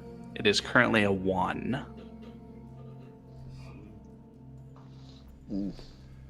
So that giant sword comes down, An FYI, that's a 3d6 damage from this thing. Inches away from your head. Buries itself in the mud, but the strength of this thing is such that it just wrenches it right out again. It looks like it's going to have a second attack this round. So do I. Yes. The one with Calidor. It spins that halberd, or brings it up before its head, repositions its footing because of that injured knee, brings it down on you. Calidor. Uh-oh. 11 points of damage DR will apply against that. Then it is second volley from Elanion first. I missed. Okay. Then it is second attacks by Bergour and Druin. Can you take this thing down? Come on. No. Not with that swing. Not with that roll. Come on. You got your offhand. Oh, Kev, on my first attack, I only hit AC 3. You only hit Do which? I get I got an AC 3, but That's a miss. do I hit with the flanking bonus? Because Bergour's on the opposite side. Bergour's prone. He's not granting you a flanking bonus. Oh, Yeah. Sorry. never mind. Sorry. Yeah, sorry. But that... Okay, so neither of those gets through. We got this hand axe. Is the hand axe going to make the difference? Hand axe doesn't make it on the second attacks. Oh, no. So this thing... A bunch of mud falls down on you, Bergour, as this thing... And by instinct, I picked up that gross green one again. I'm using the black one again. Brings it up. Crashing down. One closer, but still does not hit. Down. And this one with you, Calidor... It knocks you to the side, it spins it over its head, it brings it down a second time, and misses. Passes over your head. I think that is everybody's second attacks for second round. We're on to round 3, guys. Oh, I didn't get my second attack. Oh, you do? I'm sorry, Calidor. Yes, go ahead. I forgot about your specialization. Come on. Can possibly do it. Come on. Come on. Whoops. Too many buttons. Ugh. No. She slashed it with his sword. Unfortunately, it. I think that the force of that first impact threw you off. So here we go. Dave, you tied me, I think, last time for initiative. So, guys, we're top of the round. Oh, shit. Dave, beat my 1. Or tie it. Oh, so close. Jeez, at least that puts all you guys before the bruisers. So first up will be, I think, I'm on a 4 is my first action. With Serene. Let's see I can't here. even add. I'm wrong. It's 7.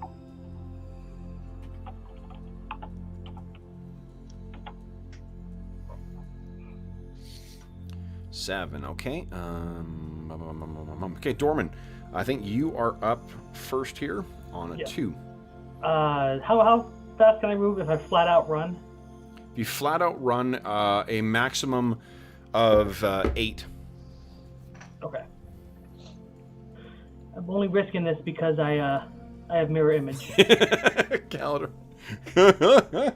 Hey, assholes, over here. You see Dorman go, I'm gonna get him! Okay, so Dorman is racing over. And then it is, I guess the hyena is on up next. So the hyena is going to go after you, Bergour. Very little chance of hitting here. Baleful Black tells me a fucking 18. So that's a hit. I would hit -1. It's not a crit, so you're not knocked down any further, but this thing is gnawing at you. You take 6 points of damage. DR will apply.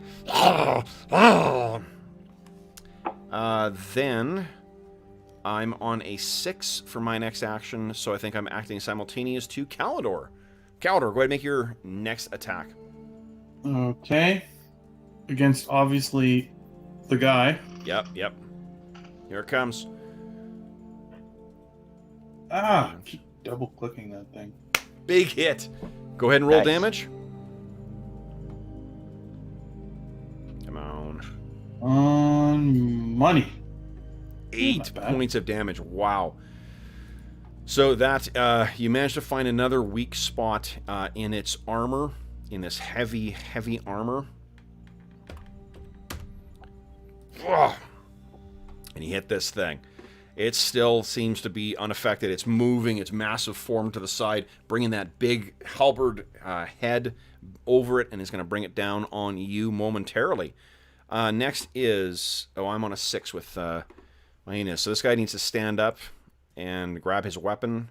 The other one needs to ready a weapon. And which I guess he can't attack then. So he's going to run... Druin, I guess he's going after you. Alright, so Druin. One of the hyenas comes running up towards you. He's bleeding quite badly. He's got mud all over him. And as he swings in, you easily duck underneath that stroke. Next will be Elanion and Serene. So let's go to Elanion first. What are you doing? Shoot. So Elanion, shouts out in his elder elven tongue, and swimming through the air comes small dark brown sharks. Yes! Shark Bolt! I knew you wanted to tell. I knew this weekend was going to be awesome. Shark Bolt, baby. So what does Shark Bolt do? Two of them come flying out, one at each of the large guys. Man. Attacking until they strike. They strike as a 6-hit dice monster. Okay, so as a 6-hit dice monster means that they have a FACO of 15. Oh, so, 15. Yeah, so go, because AD&D starts at, you got 20 at level 1. Go ahead and give me 2 attack rolls then. Because DR will not apply against Shark Bolt. There's 1. Did it come through? It did not. It came through. You rolled a 15. No, you rolled a 2. So that one did not hit. We give the second one. It's still going to be there, though. Definitely, yeah. Keep attacking until it strikes. Heck yeah. And second one did not. Jeez. Oh, is that right against the fact? Oh, you rolled a 4. So yeah, that. Yeah, I've rolled 2 1s. Ugh. Gross. That would have been so great if it took him down by Shark Bolt. Okay, so Shark Bolts are out and in the air. All is right with the world. Serene, what's she doing? Hyena? She is going to stab the hyena with the longsword. And forgive me, she doesn't get a flanking bonus because Bergour's prone. Yeah. That is not going to do it. Well, she's going to follow up with a dagger then, try to stab it in the spine. There it goes. Okay, big dagger. Oh, yeah, that's a hit. 1d4 plus 1, please. Kink. Fantastic. Remember how deadly knives were in Genesis? Yeah. Shink, Oh, shink. God. Okay. Then it is, let's see here, Elanion. Oh, Elanion was on a 7. That means I said I was on an 11 with the big guys. So Bergour and Druin Axebrother are up next. Come on, guys. He's bringing that big sword up again. It's going to come down on Bergour. All right, Bergour. I'm going to let you go first because it might change. I might, stop my attack to stand up. You do have a hyena on you as well. Yeah, I know. Druin, that's a hit. And ignore 1 point of DR. Oh! And then Druin spins around and swings his hand axe at the dude behind him. So Bergour, you see, he buries this axe in this thing's like the back of its thigh, and it howls out and drops down. And then Bergour spins around and swings, unfortunately, wildly with that hand axe, but it was still, you can't see it because of that brute falling down. Bergour, what are you doing? You know what? I'm not. I'm gonna attack from the ground and try to finish off the hyena. Do it. It's in your throat. Go ahead and give an attack. Come on. That definitely hits the hyena. Go ahead and roll damage. Oh, so that hyena, you push this thing off, you kind of hit it with the flat of your, or this thin side of your shield. It pulls back, and you sink that battle axe in. That hyena is dead. Okay. That is 3 hyenas down, and 4 gnolls. 1, 2, 3, 4. No. Yeah, you killed 4 gnolls so far. In which case, I need to make a morale save for my gnolls. My regular gnolls. Nope, Well, they're there's- staying. No fleeing from this one. And the big gnoll. So the big gnoll gets his halberd strike here. Calidor, he's carrying forward this momentum. Comes down on you, 18. Calidor, that is a big 12 points of damage. DR does apply against that.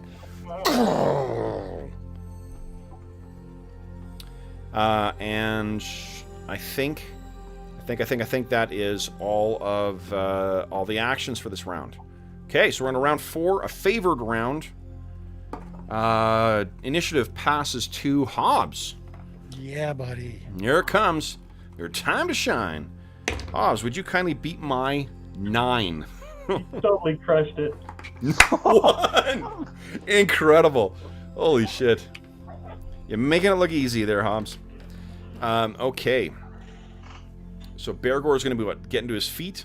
Yep. Okay, so Bergour's up. You can still move. If you're just doing a move, you can also move half your combat move. So you can move 2 more squares if you'd like. All right. And then Dorman, you're up on a 2. What are you doing? So Dorman like sprints over here, slides to a stop, pivots around and says, "I got the range on this one," and does a 20-foot wedge of color spray right here Okay. to nail the guy in the face. Okay. Does he have 6 hit die? Well, it's 4 or more. If he does, he gets a save. What's that? If he has 4 hit die or more, he gets a saving throw. He does get a saving throw. Versus spell at a -1. A -1 to his saving throw. Okay. What happens if he fails his save? Struck unconscious for 2d4 rounds. Well, he did not fail his save. And those with 1 No, level I'm kidding. or more... He did actually. I rolled a 4 for his saving throw. Does he have 5 hit die or more? He does not. Okay, so he's...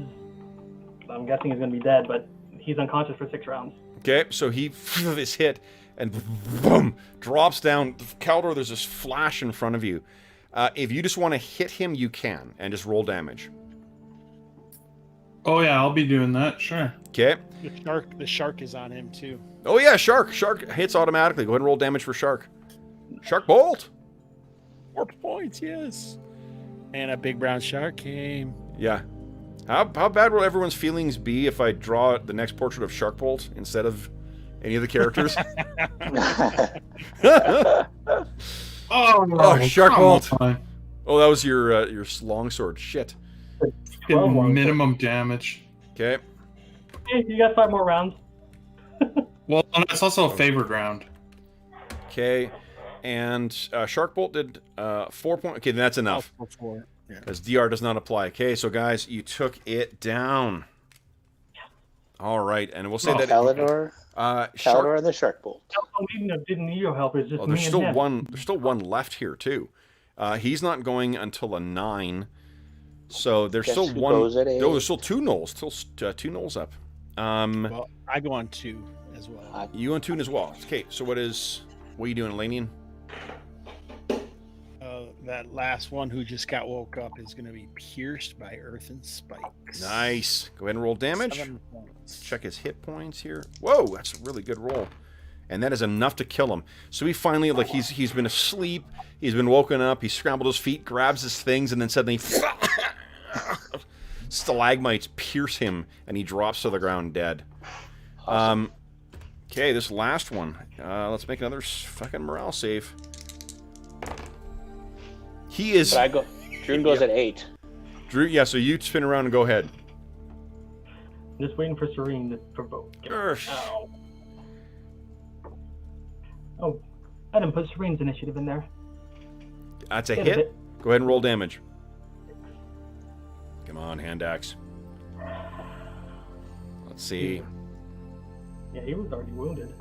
Oh, 8. Awesome. So you can see this thing's about to start loping away, and Druin, you kick its foot out from under it so it falls down, and then you bury that hand axe right in the side of its head. It is dead. So, guys. that was a good fight. Congratulations. Successful ambush. 6 gnolls, 3 hyenas, 2 brutes. All right, so Calidor looks pretty banged up right now. Yeah. What are you guys thinking here? What happens next? We're out of combat. Dorman walks up and says, "Save your life." Only 94 left. Yeah, there's also like there's 6 Dormans too who come walking over to you because of mirror image. So yeah, all in one 5-foot square. Like, save your life, save your life. You said that to me? Yeah. It's like, boot. Oh my goodness. What did he say? He said he saved his life. Yeah, he's claiming to have saved my life. He's just ecstatic he managed to get a color spray off without hurting anybody. All right. So what happens next, guys? We those guys have all fallen. There's not really much of value to scavenge from these things. Let's see if there's any personal coins on them. Let's see here. Have you tapped out of healing spells? Because Calidor is pretty banged up. Yeah, Calidor's down to 4 hit points right now. I'm out. I used them to get us up to... to do this. Yeah, so we would be not dead when we finished. Would you like a potion there, Calidor? I've got one to spare. I can give you a potion too. Sure. I'll take a potion. And your full one for 8 hit points back. Nice. Very nice. Solid. Okay. Mark that one down. I've got 2.5 left.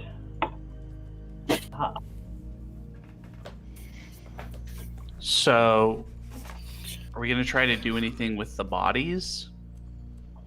I mean, that's a good question. Drag them to the river, have the river carry them off. That's kind of what I was thinking, is that we don't have another good way to get rid of them, and Okay, who Do wants we to... want them to find the bodies? well, I think Not necessarily. I mean, if they are being attacked by bugbears, I mean, that's probably why they became armed. Maybe they can assume the bugbears got them. Maybe we should, like, make it look like they were all cuddling. No.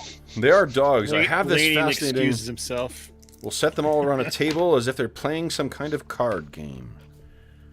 We're going to pull a Val's on them. Or Okay. Heather's. It was Heather's. Do we need to drag them to the river? Yeah, if anybody wants to reckon it, yeah. These other guys are pretty big. The brutes are pretty big. I can enlarge somebody for more carrying capacity. I think it's a waste of time. I think we just leave the bodies here and let them come looking. And then when the next group comes out, we hit Yeah, them but as do we they- want them to increase the group for next time, or do we want them to send a similar size group? Like, I think if you... Depends, right? If you leave all these bodies dead, they'll send a much bigger group. They're not going to know the first time, right? No, I guess the first time they won't. Well, they could also send some scouts out here to figure out why they haven't come back in the last hour. So we should set up another ambush a little bit off to the side and take out the 2 or 3 scouts they send. That's some wishful thinking right there. You know, the 20 scouts. Yeah, the scouting party. Yeah, I don't know. I just don't know if it's worth the effort, because they get here, they're going to find either a big pile of blood and trampled earth, and they're going to just know what they know. No, but I'm thinking, right, gnolls are cannibalistic. If part of our point is trying to hit, yeah, No food source, right? no food Okay. source, lots of bodies. leaving the dead bodies, they'll just, unless what we want to do is be like, here, gnolls, have a feast. Stay away from your camp for a while we do our thing.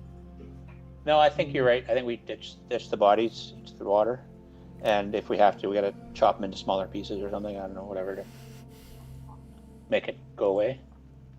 Like the big ones, you definitely... I don't know if the creek... Well, it has been raining pretty heavily all day, so... And that looks... But they're pretty- wearing armor.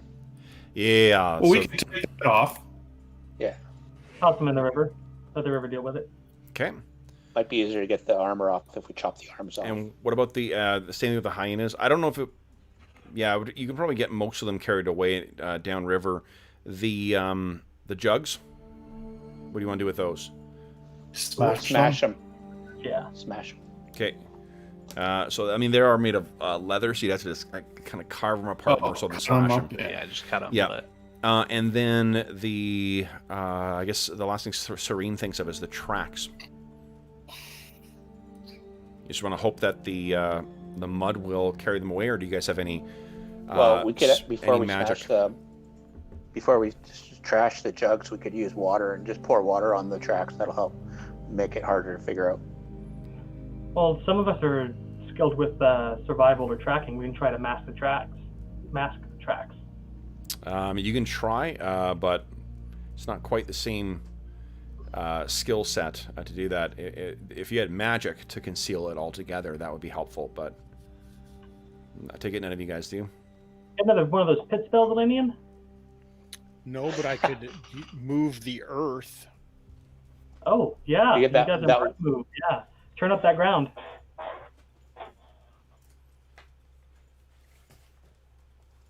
What are you thinking? Yeah, I can do that. Well, if the ground is all churned up in a straight line, It right? won't have to be. We could move the earth in a very, very large area. Okay. So let's see here. Move Earth. 6th level. The 6th level spell, okay. Oh wow. 40 by 40 yards, 10 feet deep. This is what The happens maximum when all- area that affected is 240 yards by 240 yards, which takes 4 hours.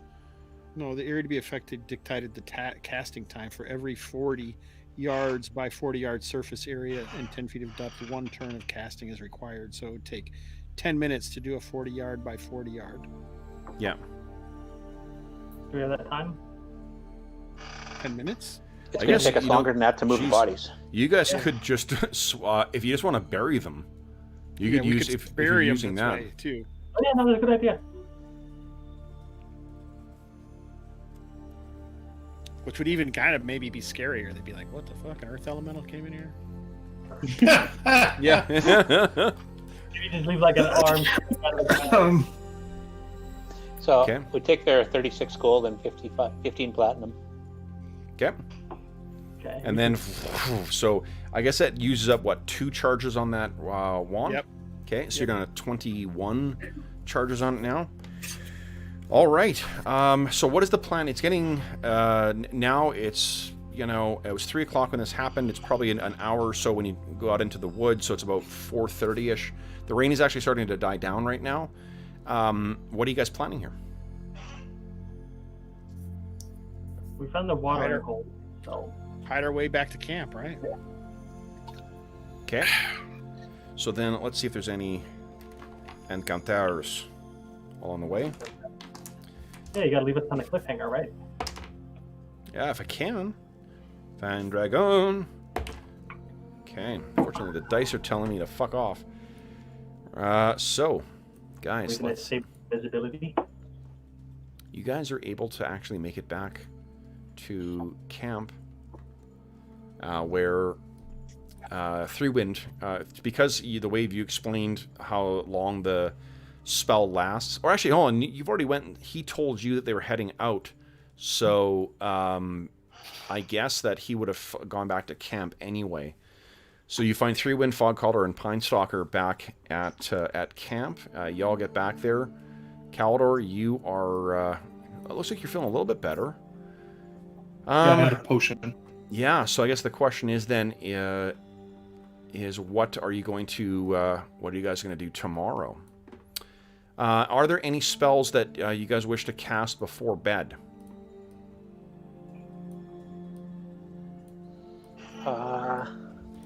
Druin, I don't know if you've got any other healing spells. No, I don't have any healing. No healing? Okay. No. I've got an enlarge and armor and invisibility, and I didn't take any damage, so no. Unless Okay. anybody wants to get invisible before the night's over, it'll pop in the morning. So. Okay. Okay. Hold on here, I think there guys. should be a rule: no turning yourself invisible right before everyone goes to sleep in the camp, because Hasn't come up. That sounds a little weird. Are you watching me sleep? Fucking freak. Bedtime. I'm gonna get myself invisible. All right, so let's see here, guys. Then, Druin, sorry, did you make your decision? No spells before bedtime? Nothing. Nothing? All right. So then, guys, let's talk about some XP for tonight. So first, let's start with the rogues. Rogues, you will be gaining, because of the amount of loot that you actually recovered. Hold on, let me, I am only going to divide it by the party that's here. So 1 by 5 times 2, 68 XP on top of what everyone else is going to be gaining. The fighters in the group, you guys defeated today. 43. That's 4-3 hit dice worth of creatures. I need some tough fights today. So good for you. Let me calculate hit Thanks, dice. Caldor. You're 5. Welcome. Oh. All right, hold on here, guys. Let me quickly get this here. Oof. Someone's car's rumbling down the street here. Okay. Good job on the ambush, by the way, guys. I was worried about those big bruisers, but you guys kicked the shit out of them. That was great. Oh, good. Did I successfully hide? You did not. No. Okay. At least you didn't use your successful move silent. They just did not notice you. Yeah, I didn't count my tree climbing as successful because there's very little chance of failing that. Oh no, you can count that. That was a cool and thematic use of your Well, yeah, my result was 75, but I needed the 70 or under, so yeah. I'm not going to count that. You didn't climb anything today, did you, Jeff? I don't think so. The ranks of badasses. He took on that thing almost all by himself. That was great. Yeah. That's not what you said earlier. I said. I think that may have been Dorman, not John. Oh, this is Dorman versus John. Okay, sorry. Yeah. Sorry. Well, yeah, we're getting experience. It's not in character anymore. Dorman, such an insufferable dink sometimes. Yes, he is. All right, so let's see here. The total So it's one of the XP. dwarves. I love the dwarves. This party is great. Mm-hmm. Okay, let's see here. Then there's a lot of XP tonight, you guys. Jeez. You're not carrying an extra 0, are you? Because I can't take that again. Yeah. I got a level. Oh, I will didn't be get a level. Oh. extra careful ever since that, because like I use my phone as a calculator when I'm calculating shit at work, right? And like a lot of times I'm calculating settlement offers and things, so I've been doubly careful with checking my zeros when doing that. So I appreciate you serving as a cautionary tale for me to watch my goddamn numbers. Okay. Okay. And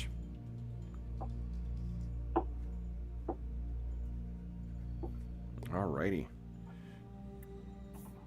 So, How Kev, many- I'm going to go back to rules as written for my priest spell bonus. Says rules as written, it's 100 GP or 100 experience per spell. Yes.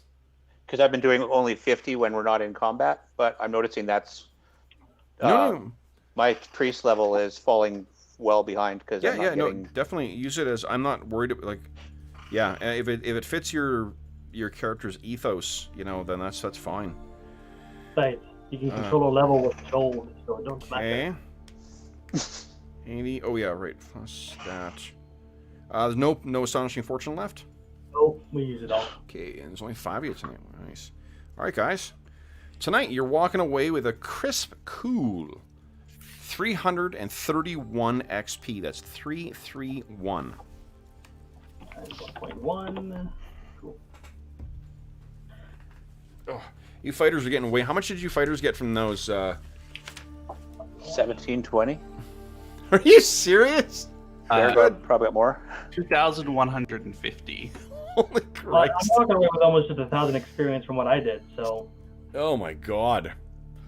Well, and that's why I'm like, if I cast 8 spells, if I only go at 50 apiece because they weren't in combat and they were healing spells, then that's only 400 experience, and my priest just continues to fall behind. And I'm like, well, even at 100, like it's rules as written, Yeah. I'm only getting 800 compared to the 2,000. The fighter thing, it's interesting because it is a point of contention. Wizards get- Like, there's some pretty strong opinions both ways, and it doesn't help that there's errata both ways, or clarifying answers both ways that say, no, it's supposed to be 10 per level, and no, it's supposed to be 10 per level per hit dice. So, yeah. Did not matter. It's not like with training costs, it's not like I'm going to be able to afford the next level even if I hit it. So There you welcome go. to my world. Not unless they have a hoard of treasure hiding in the pit that they're digging or something. Well, They have some. yeah, gnolls are the type of creature that would hoard shit. So, all right, then, guys, we will call that a session here. So, for those listening at home, thank you so much for joining us for session 43 of the Night Below campaign. As always, if you have any comments, questions, or concerns regarding this session or the campaign in general, please do not hesitate to leave a comment in the comment section of this video, and I will endeavor to reply in a timely fashion.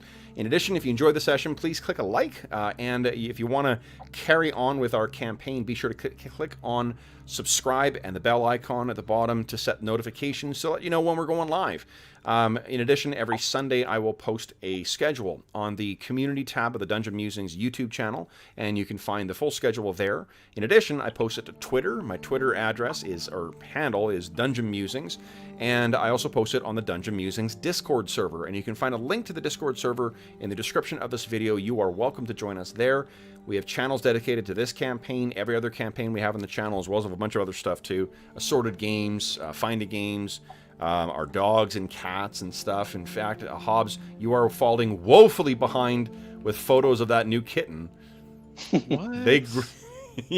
We haven't got photos of your new kitten since last weekend, man. You are falling behind. Double it every week almost. In addition, for those of you who are joining us on Mr. Hobbs's Gamerhood, be sure to click on follow to make sure you don't miss when Hobbs is back either as a player or behind the DN screen. And I'd ask you to consider clicking on subscribe for him as well too, because he makes some pretty awesome content and that helps him make his content or continue on with his content. Speaking of awesome content, we also have a link to our Patreon as well too. Patreon just helps us out with buying stuff for the players, and we have as of Monday, I have 3 copies of these bad boys that are going out thanks to the generous donors of our Patreon, the people putting up with the ads that pop up during our game, and the people who have bought stuff on our Redbubble store. Hey, and speaking of the Redbubble store, Dave, did I happen to mention that I had my copy of the Adventurer's Journal with your character on it show up today? Yeah, I think you did, Kev. I'm pretty pleased about this. It's a neat. It's smaller than what I expected, but it is I got you a line version. Sweet. So you will be able to actually keep notes in there. So there you go. Yeah, the Redbubble store, you can find a link in the description of the video as well too. We've got some cool merch you can get with the characters on them. And the map, I gotta load up this illustration of Featherfall up there too. I don't know if anyone really wants that, but I'll make it an option anyway. Last but not least, I want to give a big thanks to my players. So, John, Arlen, Dave, Hobbs, and Jeff, thank you so much for joining me today for session 43. Congratulations on kicking the shit out of those gnolls. Did anyone actually ding today? I don't think so, right? No, I'm I've got like 8,000 to go. I'm like 14,000 for my next. Well, technically I'm 5th level thief, but I haven't trained for it, so you know. I could have got up to fighter a couple sessions ago, but Oh shit, you gotta go train. All right, do you have money to train or not? No. What the pricing you got? We didn't. but we got some solid loot today, guys. I put it in the chat. 4 platinum, 15 gold, 7 silver, and 12 coppers each. Nice, pretty good. That's not breaking the bank, but No, but that's it's every little bit counts. That's awesome. All right, cool. Well, I am so then again, guys, thank you so much for playing. This was a lot of fun tonight. I honestly was feeling pretty burned out when we jumped in, but trying to kill you guys with bugbears and gnolls really brought me to life. And we got to see Sharkbolt. Sharkbolt came into action, so that made me very happy. Nice. So for those listening at home, thank you so much again for joining us. Until we see you again, we hope this finds you healthy, safe, and weathering the current crisis. Excuse me, as well as can be expected if you're listening contemporaneously. Otherwise, we will look forward to seeing you again. Until then, happy